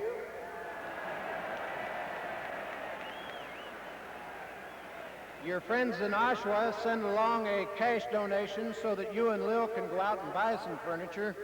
Canadian Golf Craft have donated a set of golf clubs for your So this summer is Danny enjoyment. Nicolak today, not his final day, certainly, in the colors of the Toronto Argonauts, because the Argonauts are hopeful they'll have many more games, including the semifinal, of course, next week. They're not sure where it's going to be, but they can be assured that Danny will be there. And he's a very unusual kind of individual, one who rarely, if ever, watches a football game on television. He says that when he does retire, he will not be back to the CNE, even as a spectator. He said for him, football is a game that he enjoys to play, but really can't bear to watch. And so Danny, the most unusual kind of guy, being given the highest tribute here today on the part of the Argonaut football fans and his teammates. He's been through 16 tough seasons. Tom McKee mentioned some of the coaches he's worked under, many of the personalities and players that he has worked with on the offensive line, but never has he been on a winning team, a Grey Cup team, because the Argonauts simply, since 1952, haven't been there. And so, as was the case with Russ Jackson last year, the storybook finish, going to a Grey Cup game, many of these fans here in Toronto are certainly hoping that the same fortune befalls Danny Nicolak here in 1970 with the Argonaut football team. But not on the wagon are the thousands of good wishes and cheers that the fans... Nicolak has had his share of injuries over the years. In fact, at the start of this season, he almost didn't make it. He had a back injury that Leo Cahill thought might keep him out for the entire season, and for him, his career. But he recovered very quickly, got back for the first league game, and hasn't looked back since. Number 16, Danny will be back and remember it forever.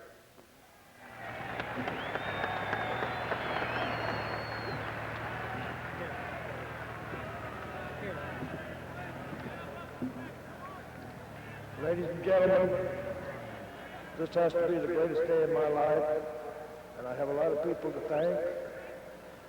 Number one is my wife. It's pretty hard to live with a guy during the football season.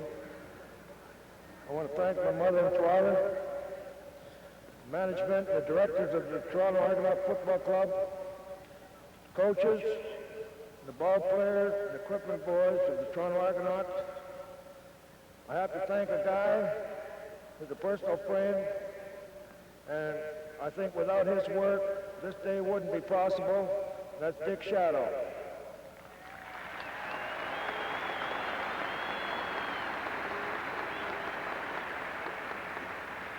I would also like to thank all the people who donated the gifts, all the guys that helped Dick, Ron Barbero, Joe Robert, Herb Kearney, and if I forgot anybody else, I'm sorry.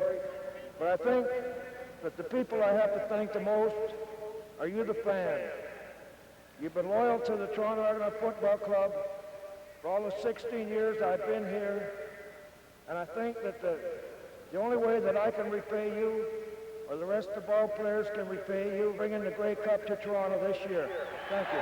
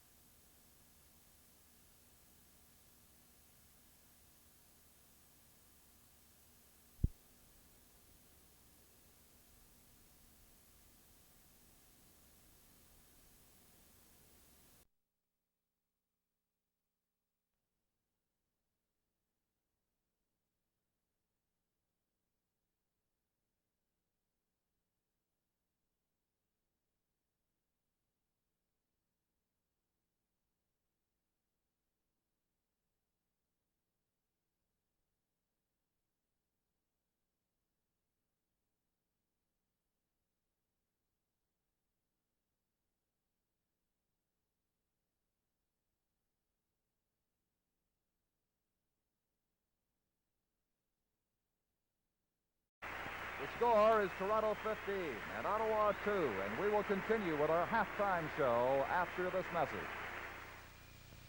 You know, I hate to say it, but my boss is a big grump. Really, he gets mad at me for the tiniest little mistakes. Well, like the other day, he had to go to Vancouver on business. Well, I made his reservation with CP Air, and he blew his stack. Was he mad? He's never flown CP Air before. I'll bet he didn't even know they flew nonstop between Toronto and Vancouver.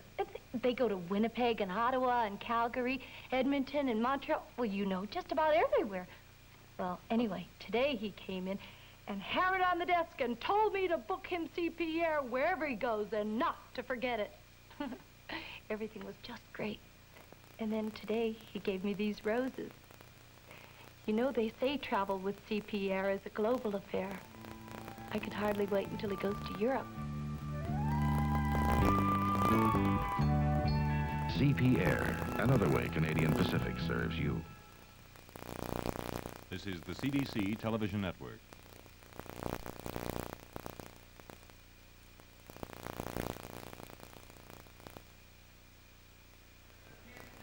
As we take a look at the statistics for the first half of today's game, first of all, let us remind you that Toronto is in the lead by a score of 15-2, and most of the action has certainly been around the ground. The fact is that, or most of the action has been through the air, rather, because on the ground, the footing is just simply too slippery, and they just can't get going. A good indication of that, Ramey, for example, has carried only 6 times, and his total yardage is only 8, while Lee, for Ottawa, has carried only 2 times, and his total yardage is just 4. A little different story, though, when it comes to plays from scrimmage. In fact, Ottawa really has a slight advantage because they have had 36 plays from scrimmage for Toronto's 34. Ottawa has rushed 7 times, Toronto 9, passed 24 times, Toronto has passed 18, and in punting, Ottawa has punted 5 times, Toronto 6 times, and that's where they really got on the scoreboard first because, of course, Dave Mann booted for 3 single points. In passing, Profit 5 times for 89. He was the big guy for Toronto. Pivic for Ottawa 4 for 56. And the score again, Toronto 15, Ottawa 2. We'll continue with our halftime show after this message. The Heart and Lorne Terrific Hour, featuring Steve Weston, Marvin Goldhar, Carol Robinson, George Raymond, Paul Bradley, and Jane Eastwood. With musical guests Sonny Terry and Ronnie McGee and Melanie. And now the stars of our show, Heart and Lorne. Now, I understand you've just spent 4 months 50 fathoms below the surface of Hudson's Bay. Well, that's true, yes. How is our old friend the elk? Oh, the elk. You do not like the elk, do you? I do not particularly care for the elk, no. You are a mountie. Yes, I am. I have the belt and the red and everything. I'm a mountie. You don't know who you are? No. Oh, I know what you got. You got, oh, don't tell me. I took it in school. Welcome to the Heart and Lorne Terrific Hour. It's going to be terrific. Terrific. Heart and Lorne Terrific Hour, 9 o'clock tomorrow night, 9:30 in Newfoundland. And as usual, we check in with Russ Jackson now for his videotape highlights of that first 30 minutes. Russ? Tom, it's been a first half of interceptions, and certainly some of the replays will show us some of the key interceptions. The first play of the ball game, here we have Wilkinson going back, and Ottawa blitzed off a zone defense, and Crusp, number 25, played zone, stayed back, and the ball wasn't thrown too well, but picked it off and put Ottawa in good position for the opening, after the opening play, but from there they couldn't move the ball and didn't score. Sternberg came back with an interception off a rather razzle-dazzle play by Ottawa, with Oldham trying to throw to Tucker, but we don't see Tucker on the screen, but he was never open. He was double covered, and Oldham didn't give any fake to run here. As soon as he got the ball, I think Toronto knew he was going to throw, and Sternberg, who's played a strong game, goes up and picks the ball off. Mel Prophet is having a fine ball game for the Argonauts. In fact, both tight ends, Pivic and Prophet, and they both have that ability to get in the open. And here we have Prophet going down and taking one of his 3 or 4 catches for the first half, finding that open spot. And this is an ability that a tight end must have, and Prophet exemplifies, I think, one of the best in the country. Ottawa is blitzing. We'll see Wayne Giardino and Campbell, not on the screen, blitz to the strong side of the Toronto offensive set. And Wilkinson makes a great call, coming back again. Ottawa in that zone with the blitz, and coming back to the weak side to Morrow. And I think we might see more of this in the second half, because Ottawa is blitzing to that strong side of the Toronto set. I mentioned Pivic earlier as the other tight end in this ball game, and he's made 2 or 3 catches for the Ottawa Roughriders. And here Gary Wood, getting good protection this time, finds Pivic downfield for about a 25-yard gain. It's that ability of a tight end to go downfield and find the open spot, because quite often he's in traffic and he has to have good concentration, and both Pivic and Prophet have shown that today. Chip Barrett makes a fine interception. He plays back. Again, we don't see him on the screen, but Gary Wood got good protection here. He tried to hit Pivic coming over the middle, and here we see Chip Barrett. The ball was thrown low and had a wobble on it, and Chip Barrett stepped in front of Pivic and had nothing between him and the sideline. Watch Harrington as he tries to throw a block over the goal line on Gary Wood. Gives coaches nightmares to think that he might clip him there, and the play might be called back. Late in the game, Ottawa, in the first half, Ottawa got their 2 points when Wilkinson went back on second down situation and wanted to screen to the left here, but he got into trouble. He lost sight of exactly where he was, and when he reversed around to the left, he was tackled for a safety touch, and they were forced to kick after that. The last interception of the half came with not too much time remaining. Aldridge showing great concentration, again in a zone defense, stayed to the outside. He goes up, concentrates on the ball, makes sure he catches it, heads down the sideline, and he shows really good sense, I think, here, in smart football ability, realizing he might have gone inside for 5 more yards, but they might have run out of time. Tucker, who hasn't played too much, is going downfield here to try and catch a post pattern coming into the middle, and again, Gary having trouble reading the defenses. Arenz is in his zone defense. He does it well. He does not lose sight of the ball, and even though Tucker had him beat, Sternberg, who is playing that free safety, comes back here, and Arenz knocks the ball down, but at first I felt if he had thrown the ball further, Tucker might have scored, but Sternberg was back there as the free safety, and I'm sure would have had a chance to knock the ball down or maybe have the interception. So he has been playing a fine ball game, Sternberg, in Lester's spot. Russ, I was rather surprised that the Argonauts didn't try to hold on to that ball for the last 10 seconds after they picked off the last interception. Why didn't they try to go for scoring a major? And they went for the 3 points, but they gave up. Well, Tom, this is one of those calls with 9 seconds to go. If the stadium clock is official, when Aldridge stepped out, there were 9 seconds, and the clock would not start until the ball was put in play. So if Toronto could get the play out of the way in less than 9 seconds, they would have had the second down to try the field goal if they didn't get in close enough to try for the major score or get it on first down. But that's a coach's decision, and I feel probably that Cahill wanted to pick up that first down and the 3 points after the interception. Speaking of coaches' decisions, I guess that's why they haven't gone to Prophet more than they have until this game. Everybody has said that over the past few years, you know, that they should have gone to Prophet more often. He's so tall. He's got good hands. I'm sure that Mal is one of the better tight ends in the Eastern Conference, and he's showing it today. And as I mentioned on some of the replays, he has that ability to find the open spot. And Gary Wood, you mentioned something about the ball. It seemed to me that some of his passes were a little short because he didn't have the confidence to really let go of the ball. Well, I think that the weather such as today, and they've had a lot of it this year, bothers Gary a great deal. He's told me that he doesn't like to have that greasy ball, as we call it. It's not really wet. It's just more or less a slight film on it. And the ball in Canadian football is a little bigger. It's a little tougher to handle. And he made representation to Coach Goda, I think, about a week ago, that he'd like to go to the Duke ball that they use down in the States because it is a little thinner and easier to handle. And in 5 seconds, what will happen in the second half? Well, I think that Ottawa's going to throw the ball. I think they've abandoned the running game, and they're going to go to the pass. Okay, the score is Toronto 15 and Ottawa 2, and we'll return with the second half kickoff in just a moment.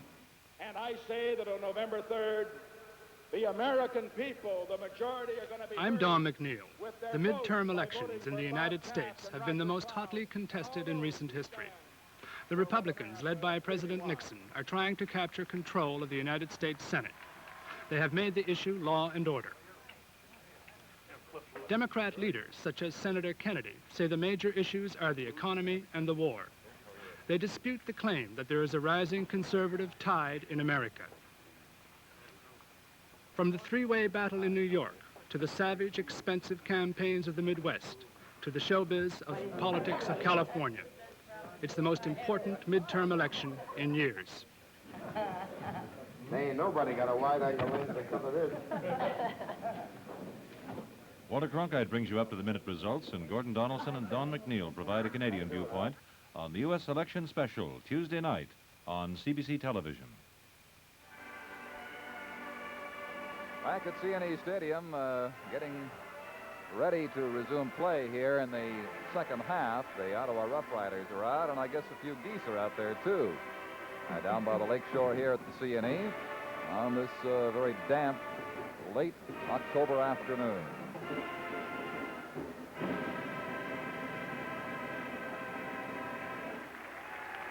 There's that new Ontario pavilion, which has just sprung up out of Lake Ontario with landfill in the past year, nearing completion now for summer visitors in 1971 to become part of the Canadian National Exhibition Show. The halftime, understandably, taking a little longer today because of the ceremonies, retirement ceremonies for offensive tackle Danny Nicolak. The Rough Riders with their bench, anxious to go. And Russ, what can we look for in the second half in view of some of the defensive play that has been so outstanding? Certainly reaction by defensive backs against Gary Wood's passes. Don, I think one of the problems that Gary is having, and I mentioned it in the first half, is that he's having trouble reading that Toronto defense. When they start playing a particular man on a particular offensive player, such as Toronto is with Tomlin on Oldham and Thornton on number 23, Billy Cooper, they don't just do this on their man-to-man defenses, but they are doing it on all defenses. And it appears that all the 5 deep backs of the Toronto Argonauts are able to play all positions and be able to play the zone defenses from those positions, because this is what they are doing this afternoon, and it is making it very difficult for Gary to read the particular defense as to whether it is man-to-man or a zone defense. And this is one of the reasons, as well as the fact that the ball is, I'm sure, a little slippery down there for the number of interceptions that he's had in the first half.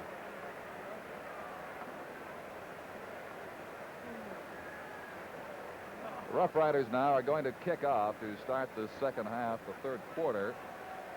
And the Argonauts have sent their 3 deep backs down with a lot of speed. Simons, Tomlin, and Ramey stationed in the area of the goal line. McMillan, number 73, getting the ball squared away for the kickoff to begin the third quarter. 15-2. The Argonauts moving in for just the 1 touchdown. That was on the interception return by Chip Barrett. They scored in every other conceivable way. Safety touches and single points and field goals to get 15 to a 2-point safety touch for the Rough Riders. And here we go with the kickoff. Jimmy Tomlin.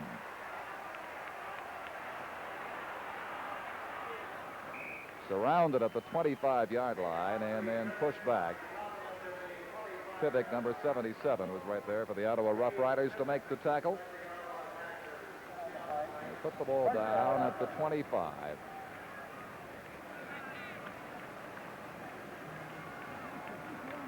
Wilkinson has gone all the way at quarterback, number 19. He's got Jim Thorpe, 20. Bobby Taylor, number 24. As the wide receivers, Mel Prophet, 75. As the tight end, Simons and Ramey, of course, with Simons, 14 in the slot right. Ramey. Too far. Bobby Taylor was the target of that Dave Ramey pass on the option play, and it now is 2nd and 10.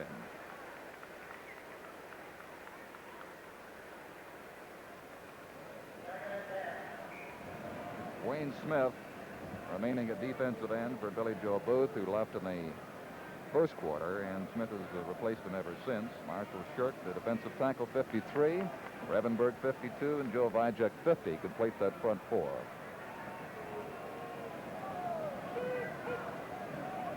Simons, he'll throw to Ramey.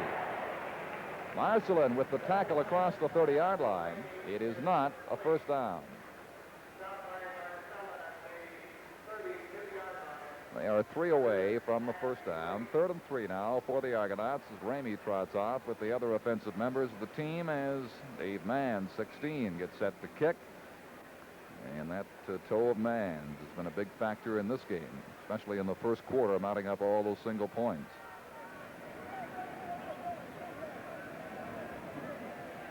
Ottawa's 3 receivers between the 35 and the 40. Marcelin. He was collared by Bill Simons around the 43-yard line. Russ, what do you really think about this football game tomorrow? Do you have any favorite? Do you think Hamilton should be able to come through, or do you think that Sonny Wade will be better with his new glasses?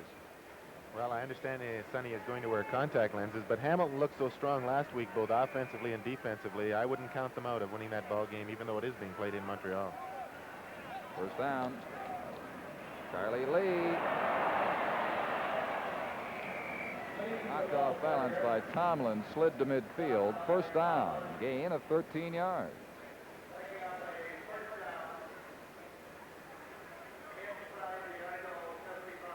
Who do you like in that game, Don? Really?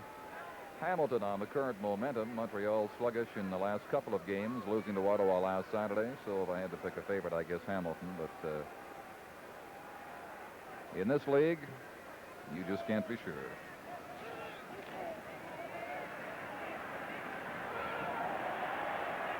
Twenty-yard line. The reception by Hugh Oldham, number 27.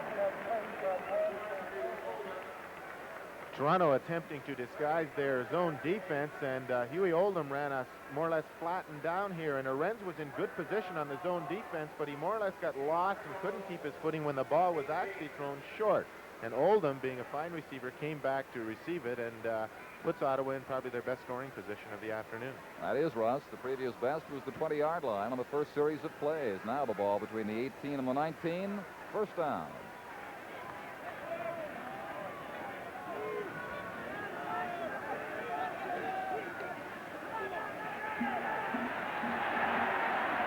Gary Wood in big trouble.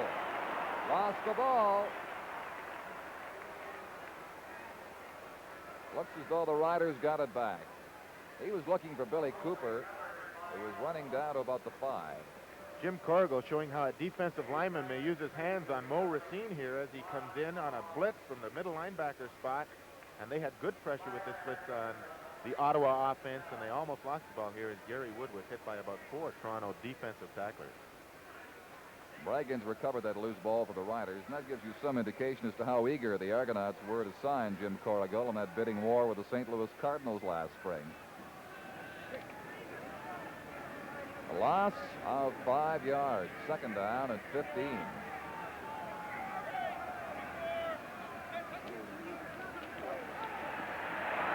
Inskeep after Wolf. Down he goes.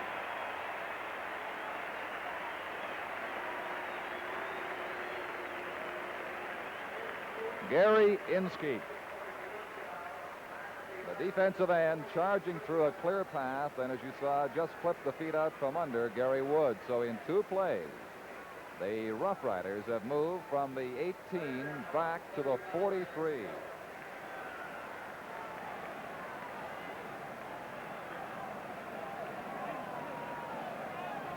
Third down and 35 yards to go. Attendance at today's game, 31,794.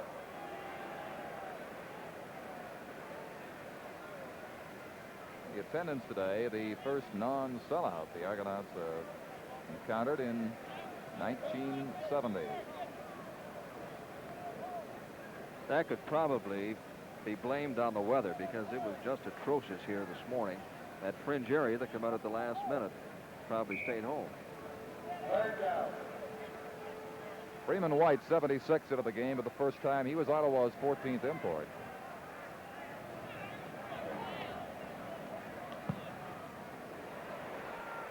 Long kick, Aldridge. White against him. He does not get it out. It will be a single point for the Ottawa Roughriders. You can tell that Freeman White certainly hasn't been in this game very much. Not a mark on that uniform. 15-3. There's a timeout on the field with 11:05 to play in the third quarter. The score is Toronto 15 and Ottawa 3. You've been hearing about the exciting new Starburst bonuses from Texaco. How you can collect exclusive stereo albums simply by having your gasoline purchases recorded on your bonus card. Now I'd like to tell you a little bit about the albums. So come on along to Nashville and take a peek at 5 great albums featuring the Nashville sound. This is music country, and these albums are Texaco's salute to the real country and to you. Today's best singers are featured on Texaco's next group of stereo albums, great vocal encores for the young at heart. The best on record, Texaco's best to you for your entertainment. Hit Power. Texaco gets it together with all the new sounds. And it's happening at your Texaco Starburst retailers. Instrumentally speaking, Texaco has music for every mood. Music for lovers, new favorites, old favorites. They're waiting at your Starburst Texaco retailers. We'll see you there. We have no official indication yet, but it appears that Billy Joe Booth is the import taken out of the game for Freeman White, the designated import to appear for the Rough Riders this afternoon. First down from the 25 for Toronto. Wilkinson in trouble. Unloads to Simons.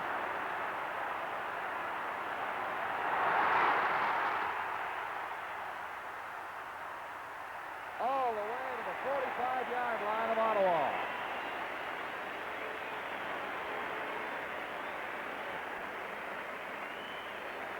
That wasn't the particular play that Wilkinson wanted here. He wanted to roll out towards the strength to the left, but as Ottawa was doing in the first half, they were blitzing towards the strength with their 2 interior linebackers, and Simons completely out of the play.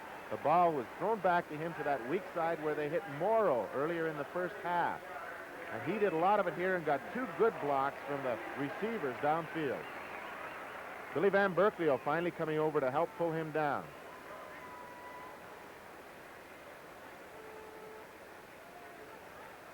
The first big block was thrown by the guy they had the day for, Danny Nicolak, number 60. 39-yard gain. First down, Ottawa 46-yard line.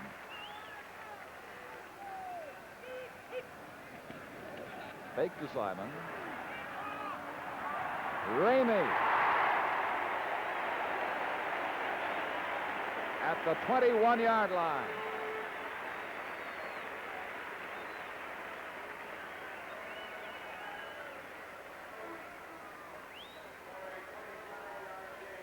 Ramey getting past John Crusp on that play. 25 yards, the length of the game. As the Argonauts now start to strike with their 2 biggest defensive weapons, Bill Simons and Dave Ramey.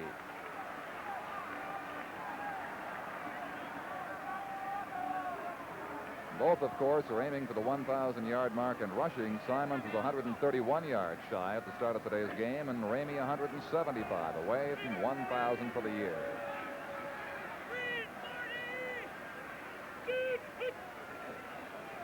Here's Ramey.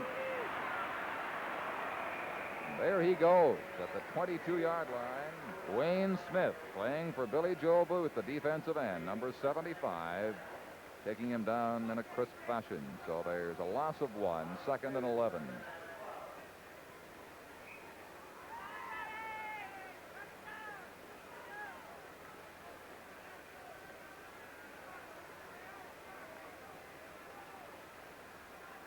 Tony Morrow and Mel Prophet, the tight ends for Toronto.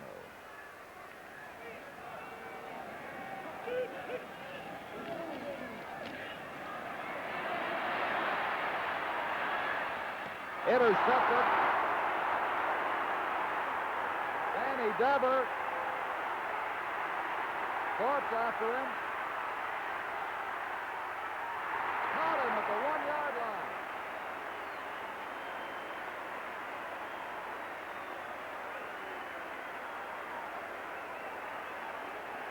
These particular plays are the ones that give coaches nightmares. Wilkinson under extreme pressure here after giving a little fake to number 33, Bill Simon, threw the ball, and Dan Dever standing right in perfect position, headed downfield, and it appeared that no one would have an opportunity to catch him. He looked behind him to see if anybody was there, and Thorpe finally grabbed him. You know, if he hadn't looked back, he might have made it that extra step. Here we have Wilkinson at ground level here with the pressure on him, and he wheeled out, and the ball was intercepted. From the 2-yard line. Charlie Lee might have reached the 1. You mentioned him looking back. It did tell him one thing, to change course, and that probably was good for an extra 5 yards or so. What a recovery Thorpe made against Dever, who had a clear field of the end zone.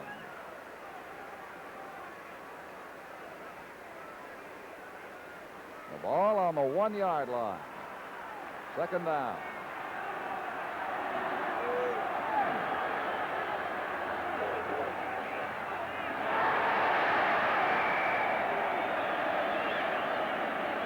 That play doesn't get them in either. It's 3rd down coming up. Gene Wren. In disgust there, he thought that Charlie Lee was in. Now, coming in, Whit Tucker, number 26, with a play for Gary Wood from the Ottawa bench. It took one play for the Riders to travel 79 yards in the interception, and it's taken 2 to advance the ball to the 1.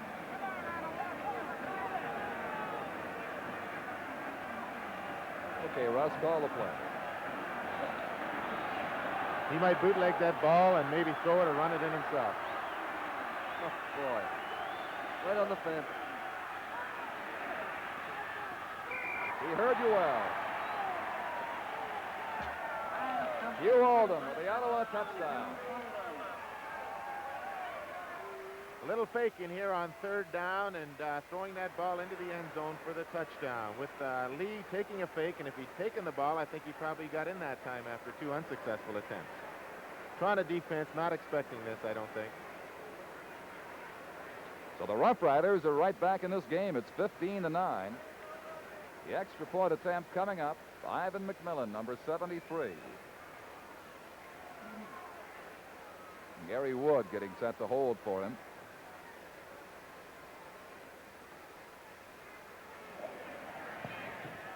McMillan is good. So suddenly these teams are just 5 points apart. And at the 4-minute mark of this 3rd quarter, the score is Toronto 15 and Ottawa 10. Let's take a look at our playoff schedule on CBC. We pick it up, of course, next Saturday, depending upon what happens in these weekend games. We'll be broadcasting that game live starting at 2 o'clock. That's Toronto time. Then the Western Final, November 14th at 2 o'clock.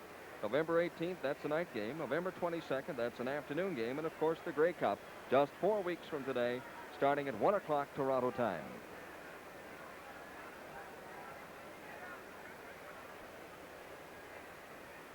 The Argonauts moving well, had the interception picked off, and the Riders are right back into it. McMillan's kickoff. Simon slides near the 25-yard line.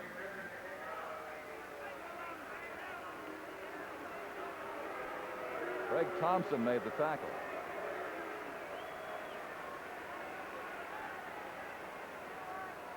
And the last time these teams met here, the Argonauts also had a pretty good lead going for them until the Roughriders just chipped away at it in the second half and nearly won the game. Now they've scored this touchdown to get them within 5 points, down 15-10.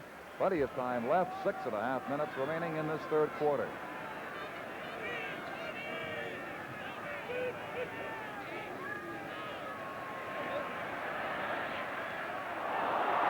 Deflected into the hands of Charlie Bray, and of course, Bray not eligible.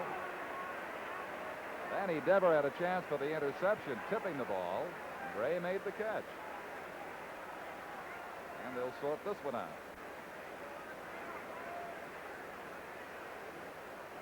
Bray, of course, as a guard, is not eligible to receive passes.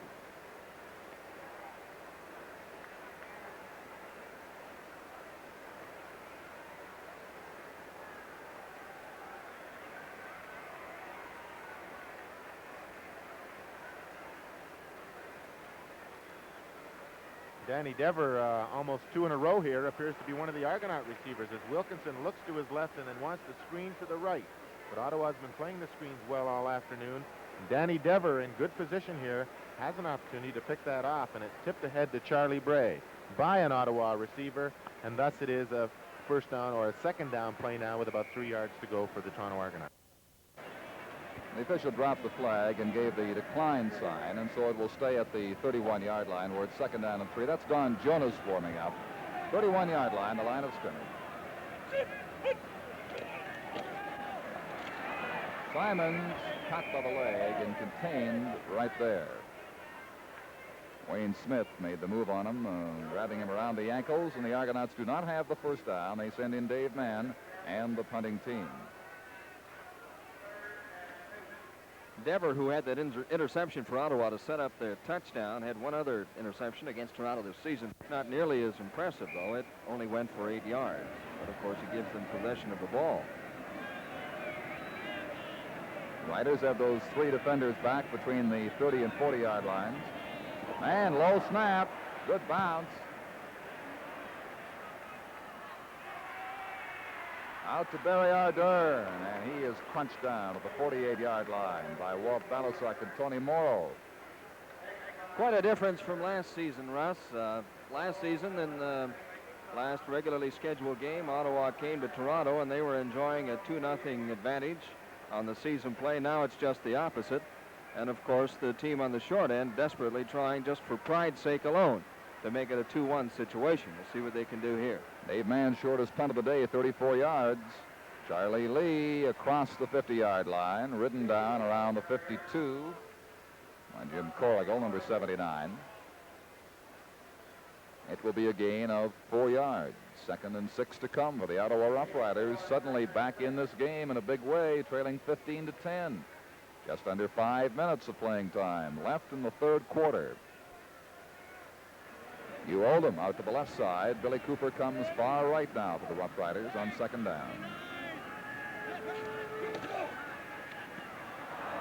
That very quick toss surprised Oldham. Ball slipped through his hands, incomplete. He's really had a tough time today, Russ, holding on to that slippery football.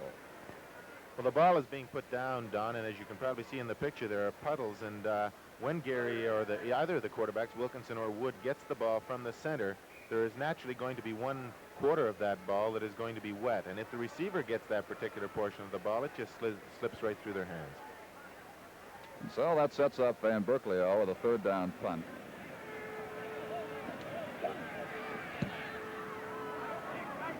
It's one of his better efforts to Sternberg. Out across the 20-yard line. Met by Wayne Smith again at the 21. And Smith is acquitting himself well, playing in Billy Joe Booth's spot for the Riders since the first quarter.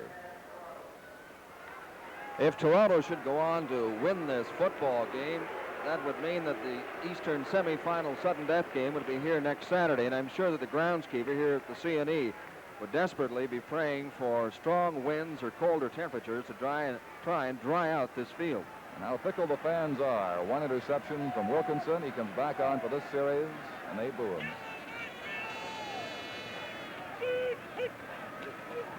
Bill Simons on the sweep.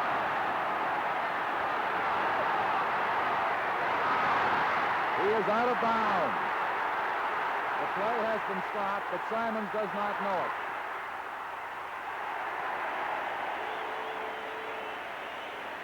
He will be out back at the 48-yard line. This particular end sweep with Bill Simons has broken a lot of ball games wide open, and he's given Toronto Argonauts a great lift. Here he gets scales out in front of him. We'll watch him step out of bounds. Right there, he's out of bounds, and the official was right on the spot to call him.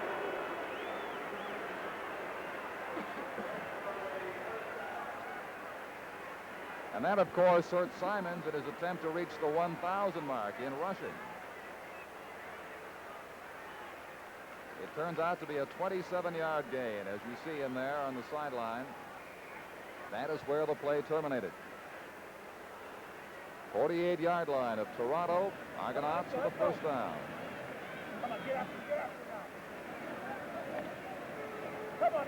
Thorpe with Taylor come to the near side. Wilkinson ridden down at the 50. And hollering for a piling infraction, but again, the officials are calling an outstanding game right there. 2-yard gain. Joe Vajek brought Wilkinson down. So Don, you mentioned Wilkinson got that boo after coming on the field following that throwing the interception. He's in pretty good company. His boss, the chairman of the board of the Argos, was given the same raspberry at the halftime ceremonies for Danny Nicolak.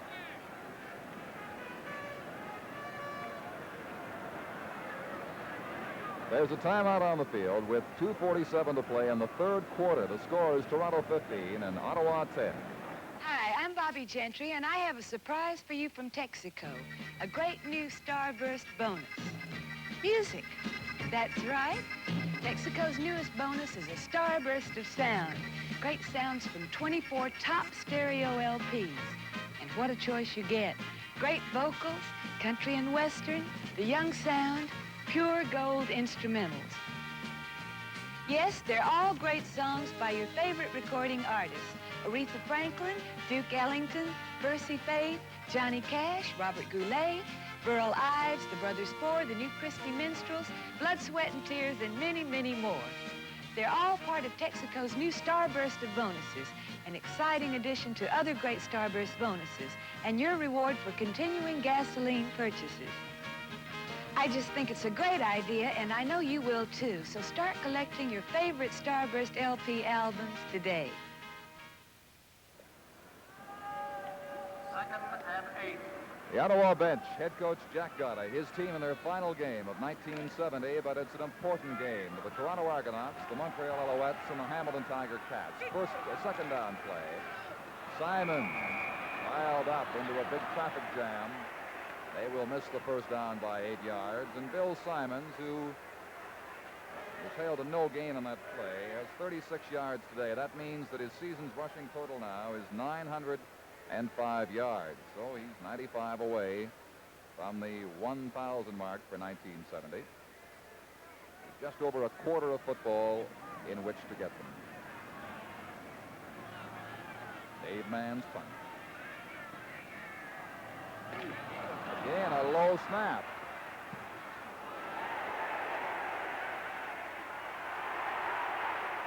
And Ardern has to cover up at the 15-yard line. Mann was taken down after the snap, but the official right there ruled the defender, Jerry Campbell, was merely trying to prevent a collision and just sort of spun Dave around, and both went down. Don, also when there is a bad center there and when the ball isn't handled, shall we say, cleanly by the punter, then they will not call roughing the kicker. First down at the 15. Oldham left with Cooper.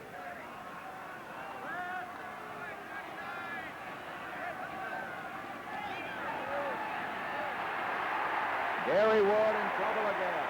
Here's a fouling call against Walt Balasek of Toronto, number 64. Harrington hit him, and then Balasek followed up a little too late. Gary Wood trying to roll out to his left, and Harrington was blocked, but got to his feet continued on in to get to Gary Wood as the coverage downfield by Tomlin and Thornton was good. And Balasuk comes in here now as we will watch. That's a pretty good shot. So it goes from the 5-yard line where they made the tackle to the 20-yard line, and that is a gain of 5. 2nd and 5, Rough Riders. 15-10 is the score. The Argonauts lead. 1:51 remaining in the third quarter. Wren 32, Oldham 27.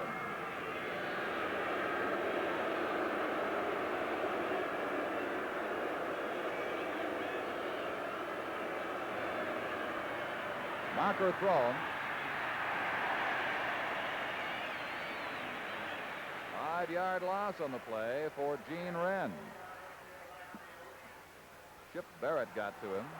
Offside against Toronto is the call. In the middle of the Toronto line here, there seemed to be some indecision as to where the linebackers should place themselves. And then we had the interior lineman jumping offside to give Ottawa, if not a first down, it's going to be awfully close.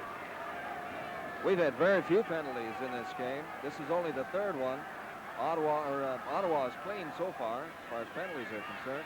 Toronto has picked up all 3. Well, this has to be a first down. The 2 5-yard gains were by way of penalty.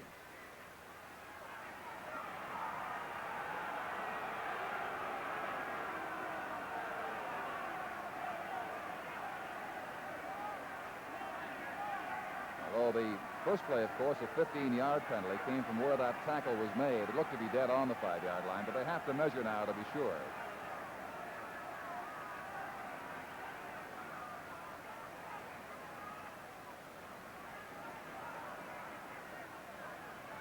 The ball is just nosing onto that 25-yard line. Now they set it back to where the indicator is on the sidelines, and they discuss it with the Argonauts and with the Rough Riders. Freeman White now coming in, number 76. Gene Wren, number 32, as the discussion continues. And I think we're going to have a measurement. The first today that I can recall. That is the first measurement, Ron Andrews points out.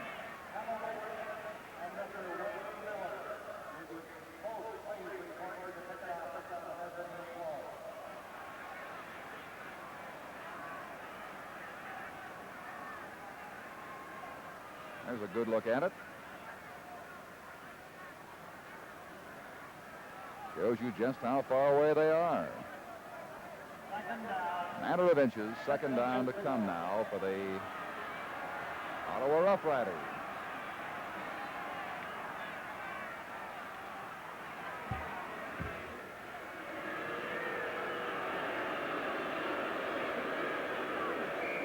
Now we're finally away.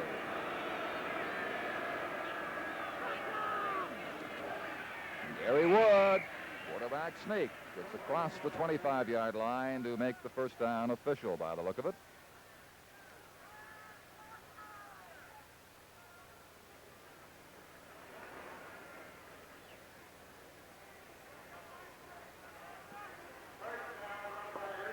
A minute and 11 seconds remaining in this third quarter. The ball now at the 26-yard line for the Ottawa first down. Stewart in the slot right. Pivick, 77, the tight end, and 23, Cooper, coming wide right.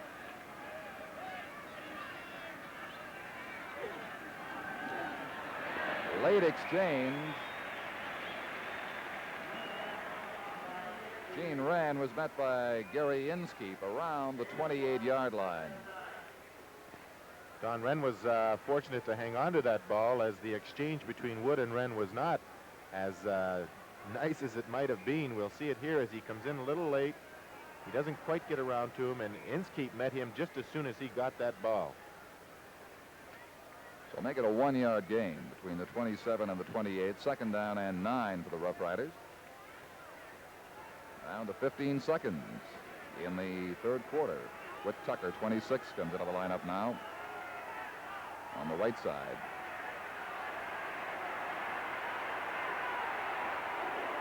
The pass for Tucker was deflected, and Gary Wood took a pretty good shot back there from Jim Corrigal and Inskeep with the rush against him. So it's 3rd down and 9 on what should be the final play of the 3rd quarter.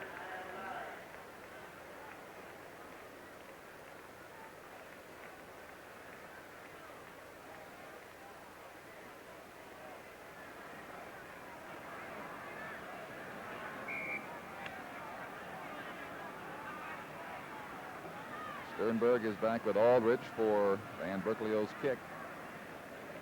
They're standing near the Argonaut 45-yard line.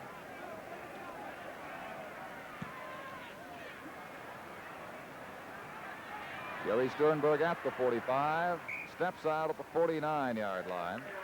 And Berkeley's kick was 38 yards. And at the end of the 3rd quarter, the score is Toronto 15 and Ottawa 10. We'll have more CFL action after this message.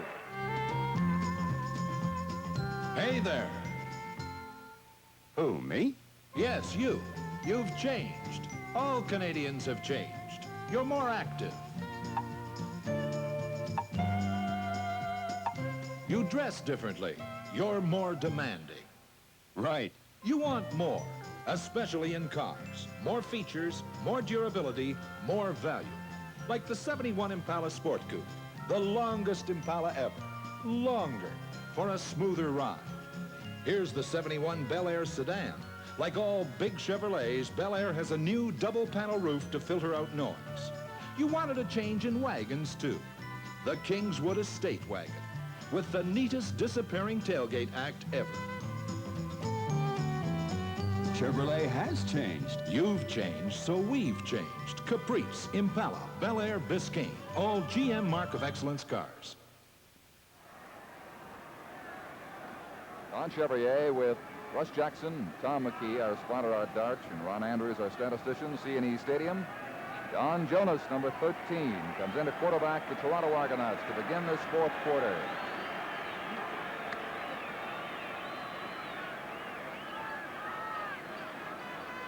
The line of scrimmage will be the 49-yard line of the Argonauts, where they have a 1st down.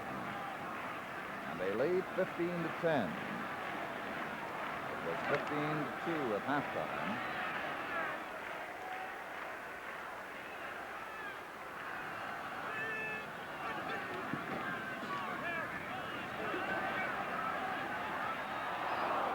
Marcelin neatly knocked that ball away from Dave Ramey.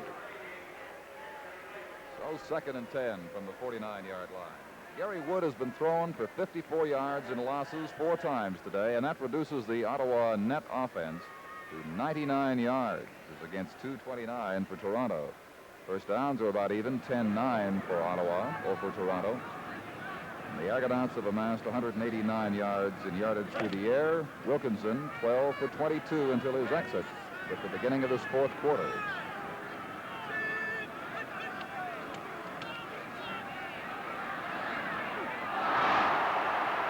Van Berkeley, one man to beat. Touchdown. Now Bobby Taylor's into a scuffle back in the 30-yard line.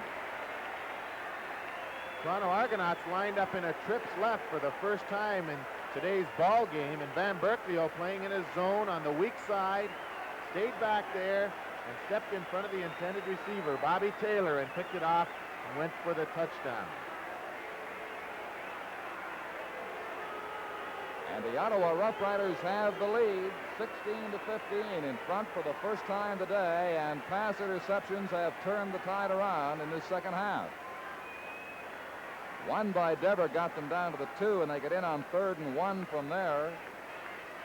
And now this long scoring play covering 57 yards by Bill Van Berkeley. McMillan with the extra point attempt.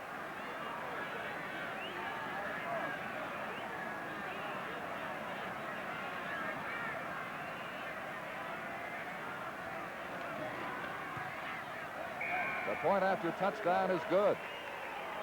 And the Roughriders are into a 17-15 lead, 14:07 left in the 4th quarter. And travel plans for the semifinal game are still up in the air. Van Berkeley had 3 interceptions against Toronto this season, so as far as the Argonauts are concerned, he is certainly a pest, especially with that one as they take the lead.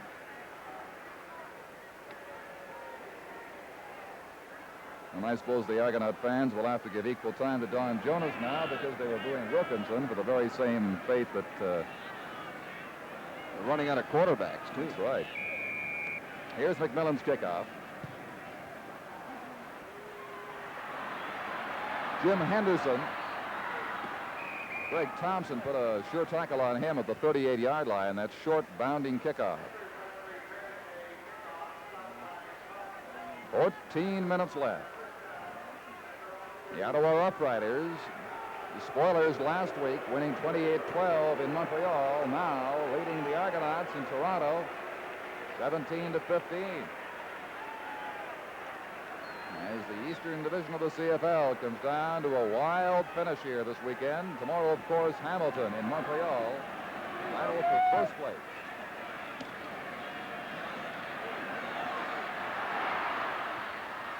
For Ramey, as Jonas had plenty of time, he got a good pass block from Bill Simons, gave him an extra 3 or 4 seconds. But the pass is incomplete, 2nd and 10. Tony Morrow is out there wide open. He could have had a cup of coffee. He was so wide open. A little disgusted he didn't get the ball, too. Since the arrival of Jonas, Don has been 0 for 3 with the 1 interception for the touchdown, of course, by Bill Van Berkeley.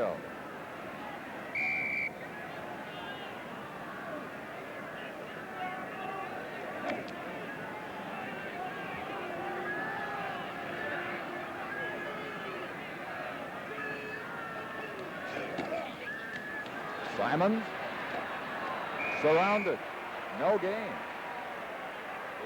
Danny Dever, that Canadian cornerback with a big play. 3rd down and 10. As the good ship Argonaut in rough waters here in the second half.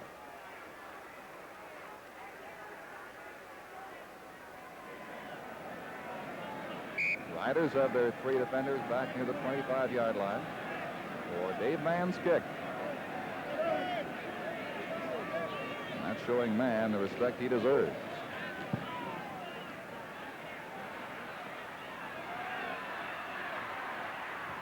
Arduran gets across the 40. Mel Prophet made the tackle. So from the 41, the Riders will put the ball in play.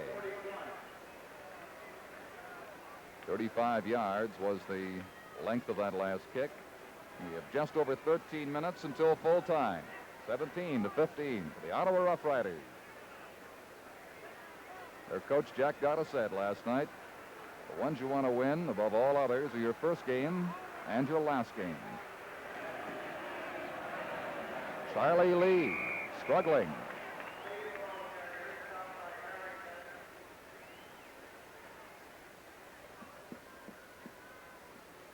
Jim Corrigal made the tackle on that last play. Bill Van Berkeley, apparently at the bench a while ago, said that he anticipated that play. He figured they were going to Bobby Taylor, and it had to be in that area, and he simply made a beeline, cut in front of Taylor, and thus the interception for the touchdown. Gain of a yard, 2nd and 9 it is from the 42-yard line for the Ottawa Roughriders. Whit Tucker is out to the right side. Hugh Oldham set left. Ron Stewart in the slot right.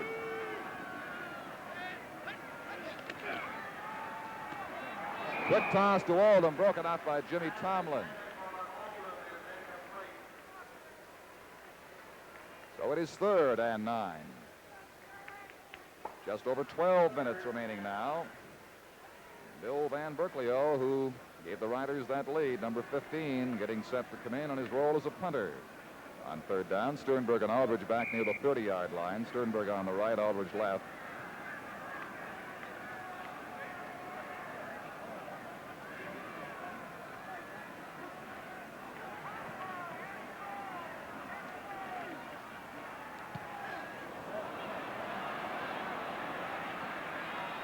Sternberg at the 39-yard line. Rather a strange game in many ways, Russ, because the you can't fault the Toronto defense. They've played very well, and you can't really give much credit to the Ottawa offense because they just haven't scored the points. They scored the first touchdown, of course, but that was set up on the interception, and then Van Berkeley's touchdown again. Tom, I don't think either offense has been able to untrack themselves with the conditions on the field as they are this afternoon. Jonas lost the ball from center. The Argonauts have won it back. Bob Swift, the center, number 53, recovered it.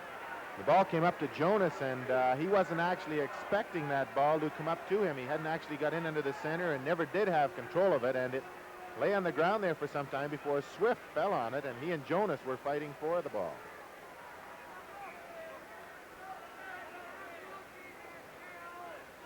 The loss is 2 yards back to the 38. 2nd and 12. Bland in now on the left side for Bobby Taylor. Jonas hit hard. Marshall intercepts.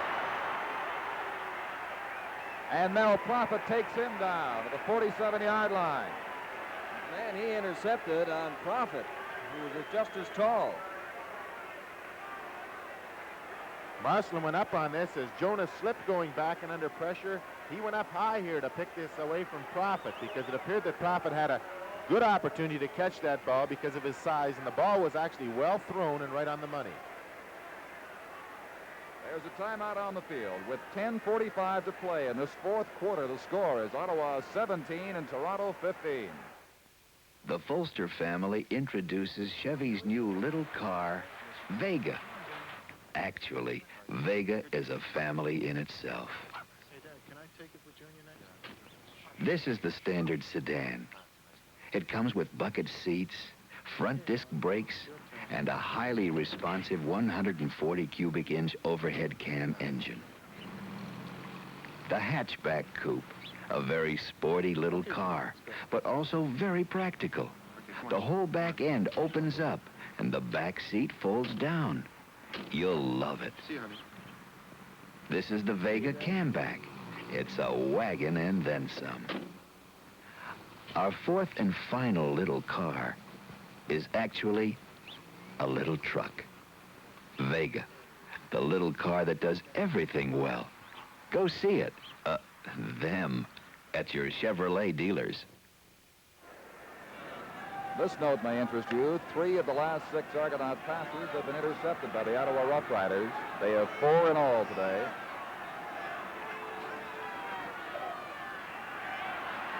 Wren. He will lose a yard at the 47. Tackled by Jim Corrigal. The Riders have picked off 4 passes by Crust, Dever, Van Berkeley, and Marcelin. The Argonauts have 3 interceptions by Sternberg, Aldridge, and Barrett.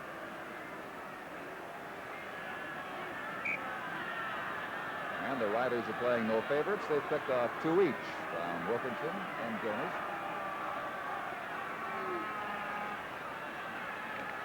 Second down with Tucker out to the left side. He's always a threat. And covered by Dick Thornton.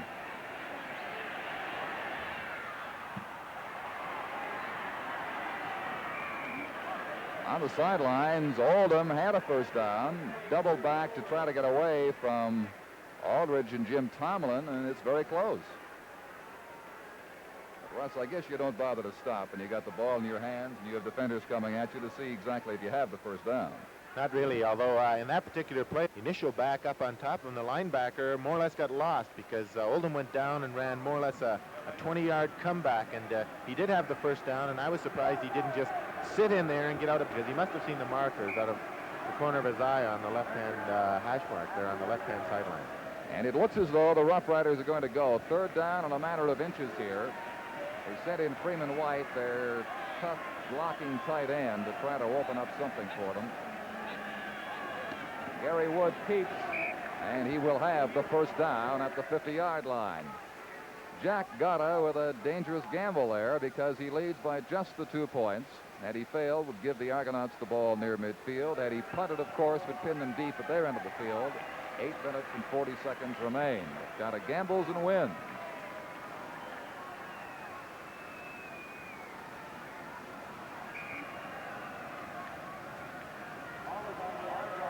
So this is indicative of how a team in last place can be last in terms of standings only, but tough in every game they play. You recall last year, the Montreal Alouettes, late season spoilers, being out of it. Now this year, the Ottawa Roughriders hoping to finish up with 2 straight wins.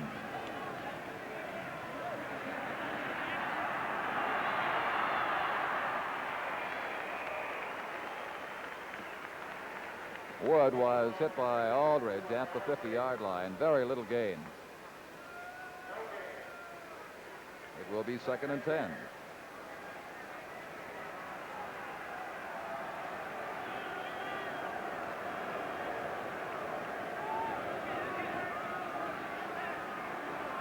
With Tucker coming back into the Ottawa offensive lineup, and Gene Wren, number 32, trots over to the bench.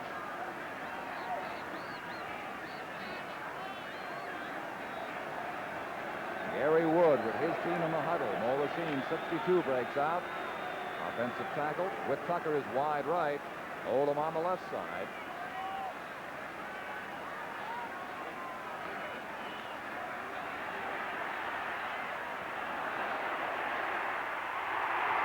Intercepted by Sternberg. He stepped out. 43, there was a flag thrown. Ed Harrington is just a little grumpy on that call. And at the 8-minute mark of the 4th quarter, the score is Ottawa 17 and Toronto 15. Look, Camaro, the super hugger, with a fully responsive engine designed to run efficiently on no lead, low lead, or regular fuels. A 108-inch wheelbase that hugs any kind of road. Camaro, smooth, sure, makes you feel like part of the road. Where does it all happen? Here.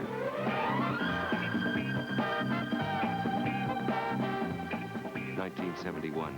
You've changed, we've changed. Camaro, a GM Mark of Excellence car. A 15-yard penalty for clipping against the Argonauts. Takes the ball back after the interception by Sternberg to the 27-yard line, and Leo Cahill has number 19, Tom Wilkinson, back in as quarterback. 7 minutes left.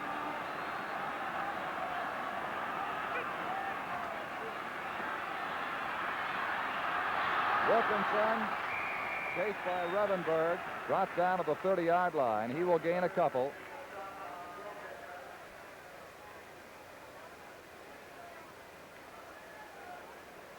Don, had he been able to turn upfield and get some traction on that field down there, he might have gone for a lot of yards, because actually the Ottawa defense had blitzed, and they turned it all outside, and Wilkie tried to get inside the oncoming linebackers, but just couldn't find the footing to head upfield. The Argonauts must win this game to guarantee a second-place finish in the East this year. They cannot finish first, of course. It's second or third for them. Roughriders having a big say in where they finish up. 2nd down and 7.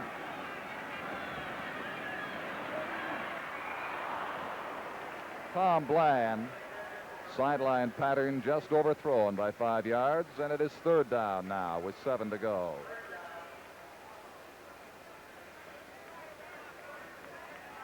The Argonauts, by tying this game, would still have a chance to finish second if Hamilton can beat Montreal. Actually, there are 9 different possibilities based on the outcome of this game and the Hamilton-Montreal game tomorrow, determining who goes 1, 2, 3 in the final standings.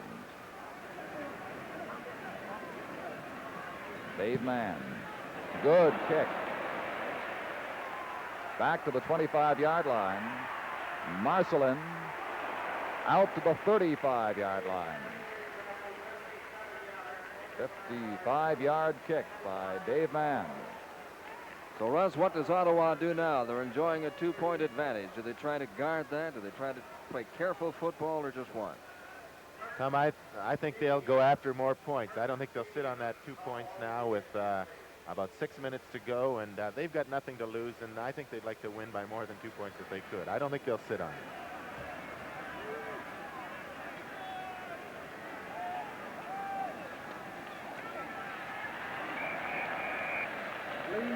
Charlie Lee will lose yardage back at the 31. Mike Bloom, number 70, got to him.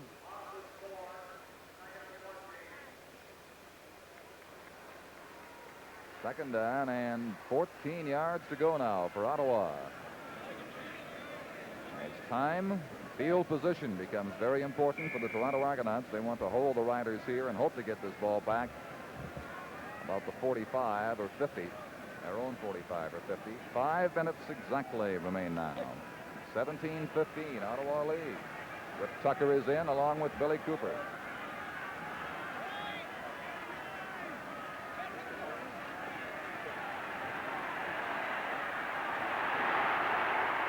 And Wood dropped again. The safety blitz from Sternberg. Jim Corrigal there to back him up. Wood dropped at the 16-yard line. And now on third down, the Argonauts are going to get that ball around midfield. Harrington coming here with Aldridge trying to get inside, and Harrington trying to get over the top. And Corrigal, who's been strong as a middle linebacker this afternoon, showing good speed here, manages to help Sternberg pull down Wood for, as Don mentioned earlier, that important field position. Third down and almost 30 yards to go.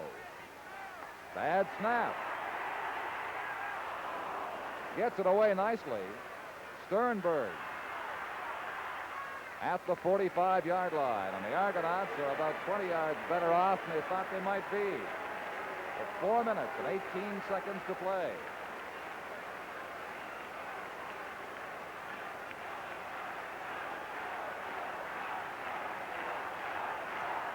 And it'll be Tom Wilkinson at quarterback. This partisan Toronto crowd gives it a chant, "Go Argos, go."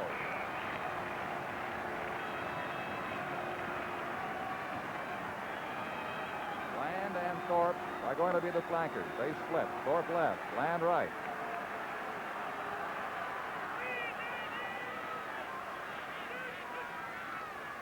Dave Ramey gallops inside the 40-yard line.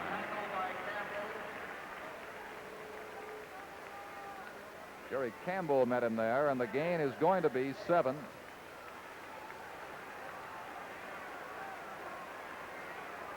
This next play, Don, could be one of the biggest plays of the afternoon, because if Toronto do pick up that first down, they then, with 2 or 3 more plays, would put themselves in good position for at least an attempt at a field goal.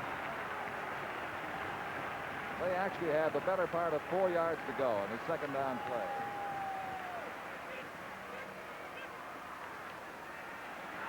Simon.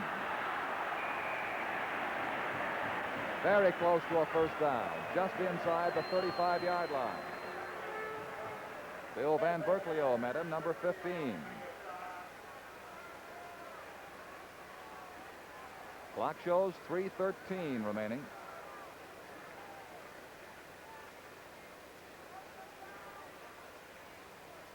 And the officials summoned from the far sideline for a measurement.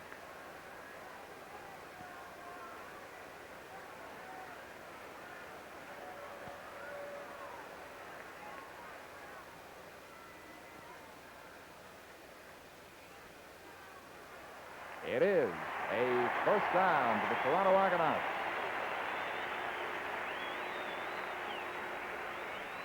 There's a timeout on the field with 3:13 to play in the fourth quarter. The score is Ottawa 17 and Toronto 15. Introducing the big, new, luxurious 1971 Chevrolet station wagon. Your wagon. We've talked to a lot of you wagon owners and find you want still more room, comfort, safety, and convenience. So we've made you the biggest, most accommodating Chevrolet wagon ever. You said you prefer a third seat that faces forward, so we gave it to you and gave you loads of cargo space behind.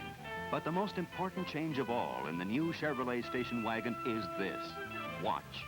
Simply turn the key to raise the window. Then lower the gate. It's Chevrolet's brand new vanishing tailgate that glides completely out of the way for easy loading in tightest quarters. And only General Motors offers wagons with the new vanishing glide-away tailgate. You've changed in all that you ask of an automobile. And we've changed in all of the ways that we answer. That's what putting you first is all about.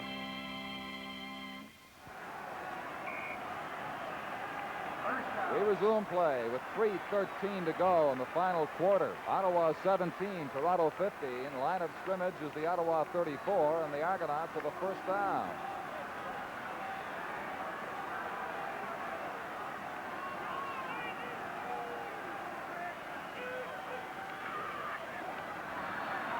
Simon, no gain.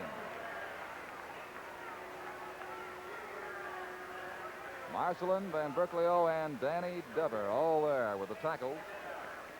2nd and 10.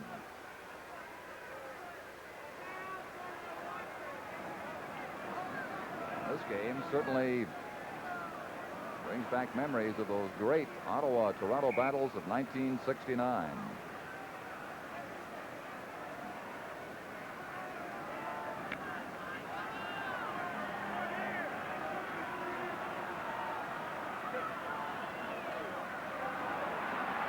Wilkinson slipping and losing yardage at the 43-yard line.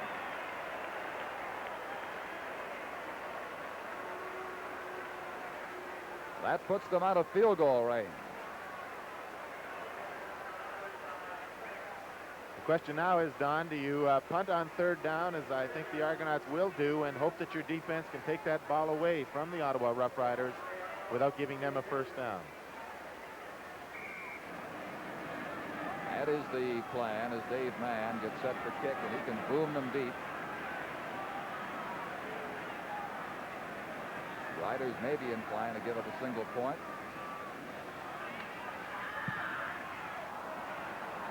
Man needs a bounce and gets a big one into the end zone. And the single point will be given up. Billy Cooper back there to make it a 17-16 game now. 2 minutes and 5 seconds to go. And the Ottawa Roughriders will start from the 25-yard line. And we need not remind you, don't go away.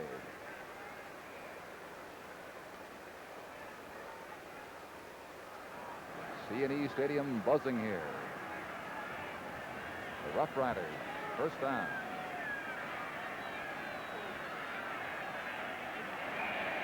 Charlie Lee, no gain, perhaps a slight loss. Harrington was right there. Wadsworth, 59, along with him. 2nd down. Loss of a yard. 2nd and 11. The Roughriders, of course, at this stage, not prone to putting the ball in the air. And the Argonauts have an inclination to know that. 1:40 as the clock is counting down those precious seconds here in the last couple of minutes. Gary Wood taking plenty of time.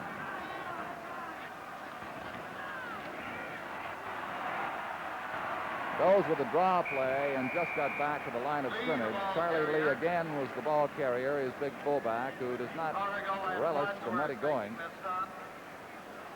So it is 3rd down and 10 from the 25, and the Riders will have to turn the ball over to the Argonauts on a 3rd down punt with 1 minute and 23 left.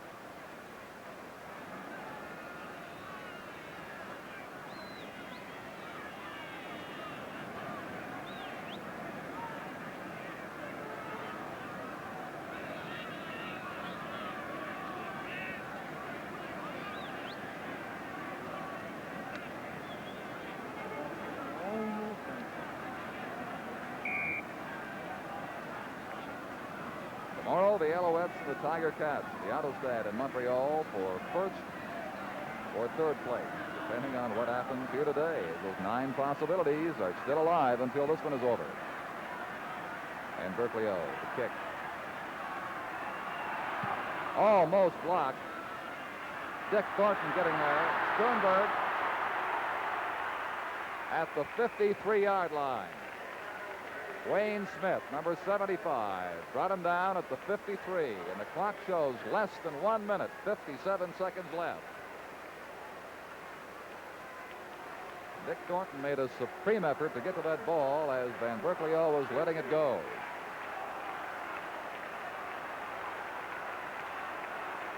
Wilkinson at quarterback. Henderson in now, 72 with Bland, wide left.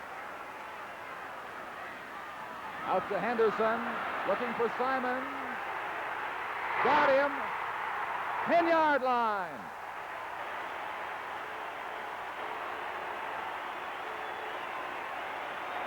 A razzle-dazzle play with Henderson coming into the ball game.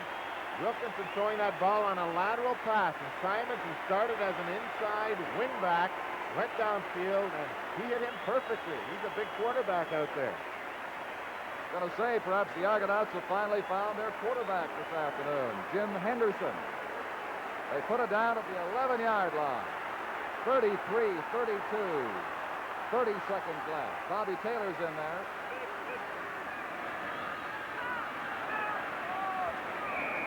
Just back to the line of scrimmage was Bill Simon. Don, they're content to put that ball right in front of the goalpost now and put all the pressure on their field goal kicker and make sure they get that 3 points for the win. And out comes Don Jonas right now with a field goal team. They do not want to run the risk of using up any more time. 22 seconds left. They're going to go for it right now.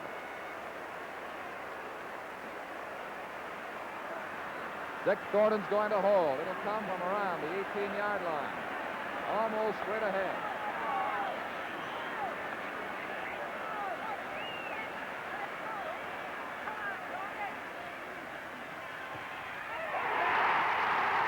It's good.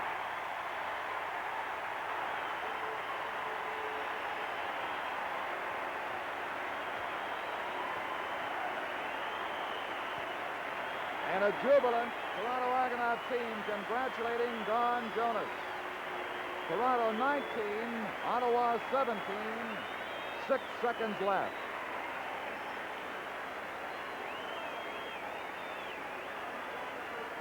The guy walking off the field last, Bill Simons, who made the big catch to put them in position for that field goal.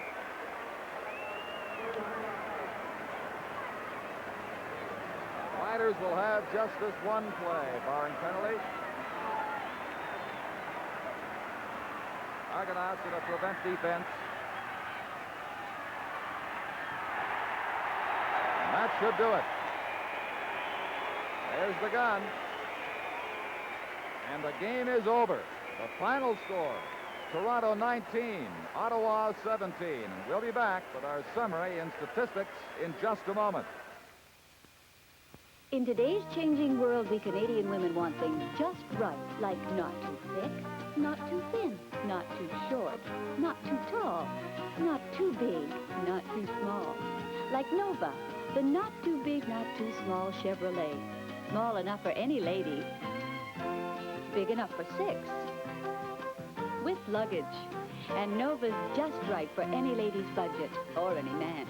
Nova, see your Chevrolet dealer. This is the Vega Standard Sedan, our most inexpensive model.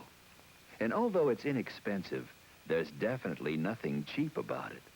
Because even our standard sedan comes with an overhead cam aluminum engine, front disc brakes, front bucket seats, and a floor-mounted gear shift. All standard. Vega. It's a lot of car for such a little car.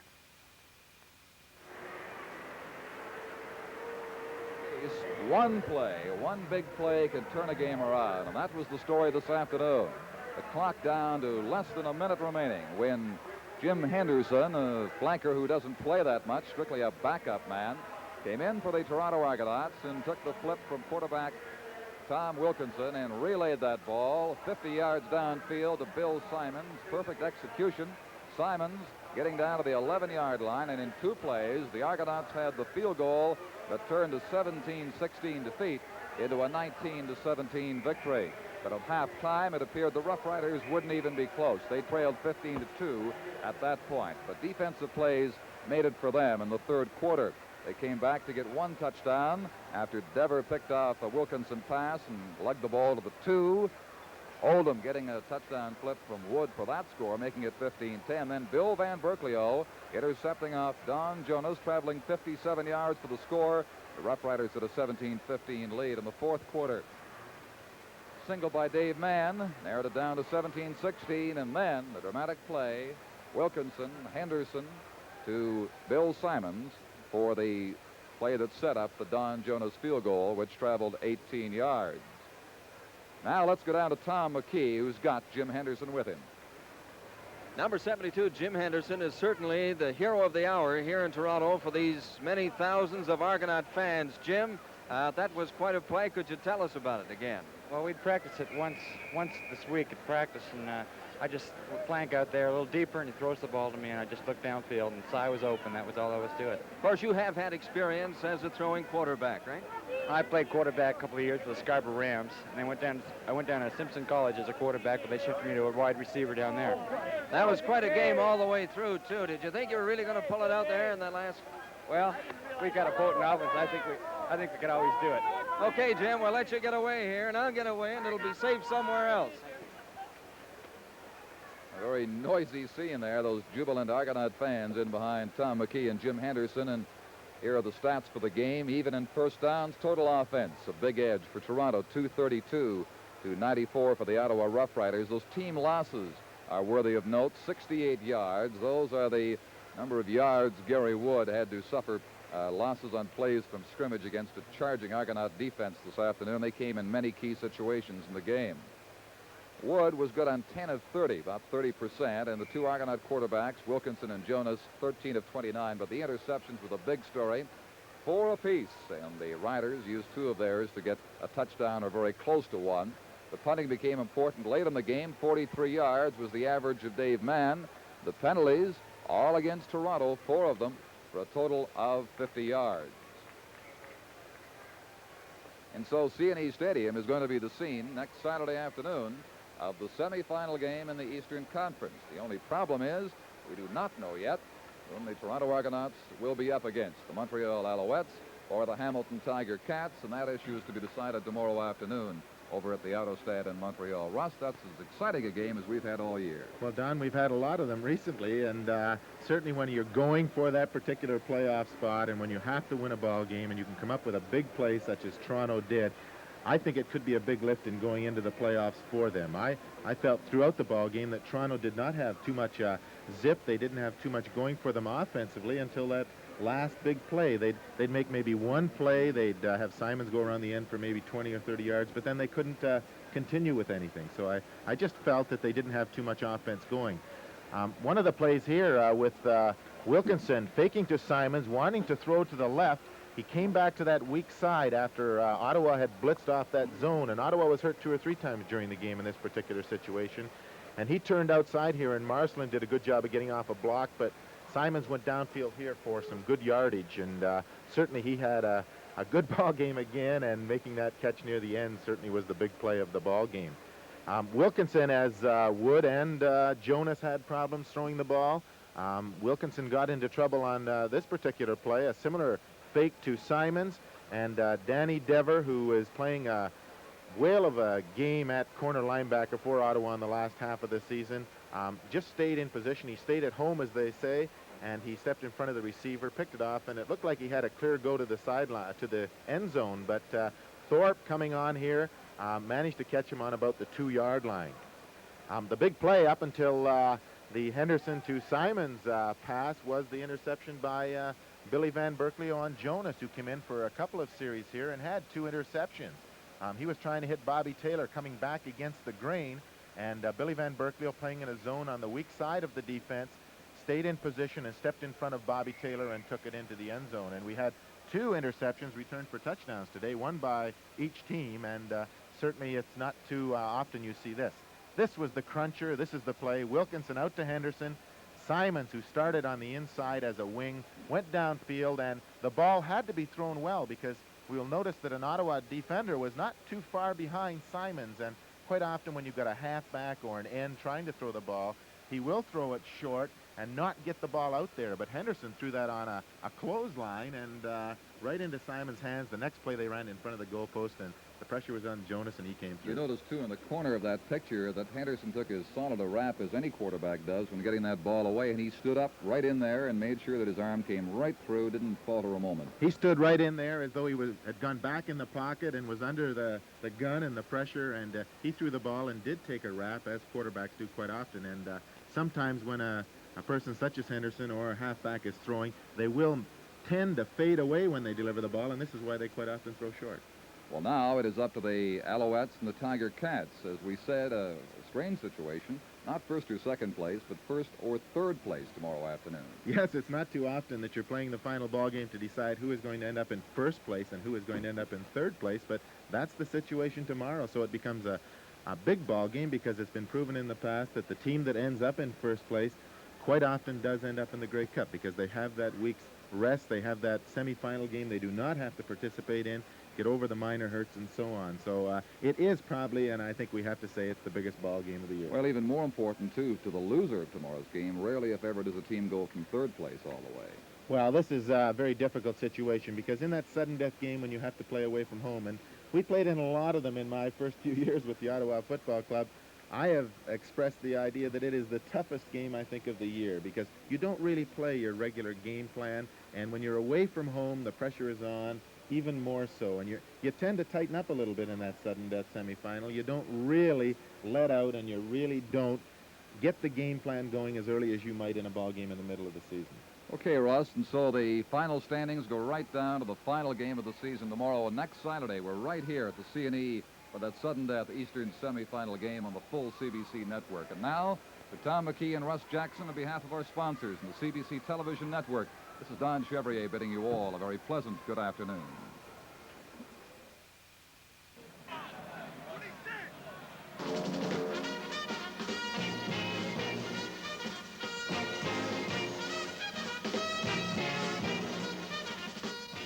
Canadian Professional Football, brought to you by the Canadian Broadcasting Corporation and its affiliated stations from coast to coast, bringing you the best in sports action. And by General Motors of Canada Limited, on behalf of General Motors dealers throughout Canada, who invite you to see and drive the new Mark of Excellence cars for 1971.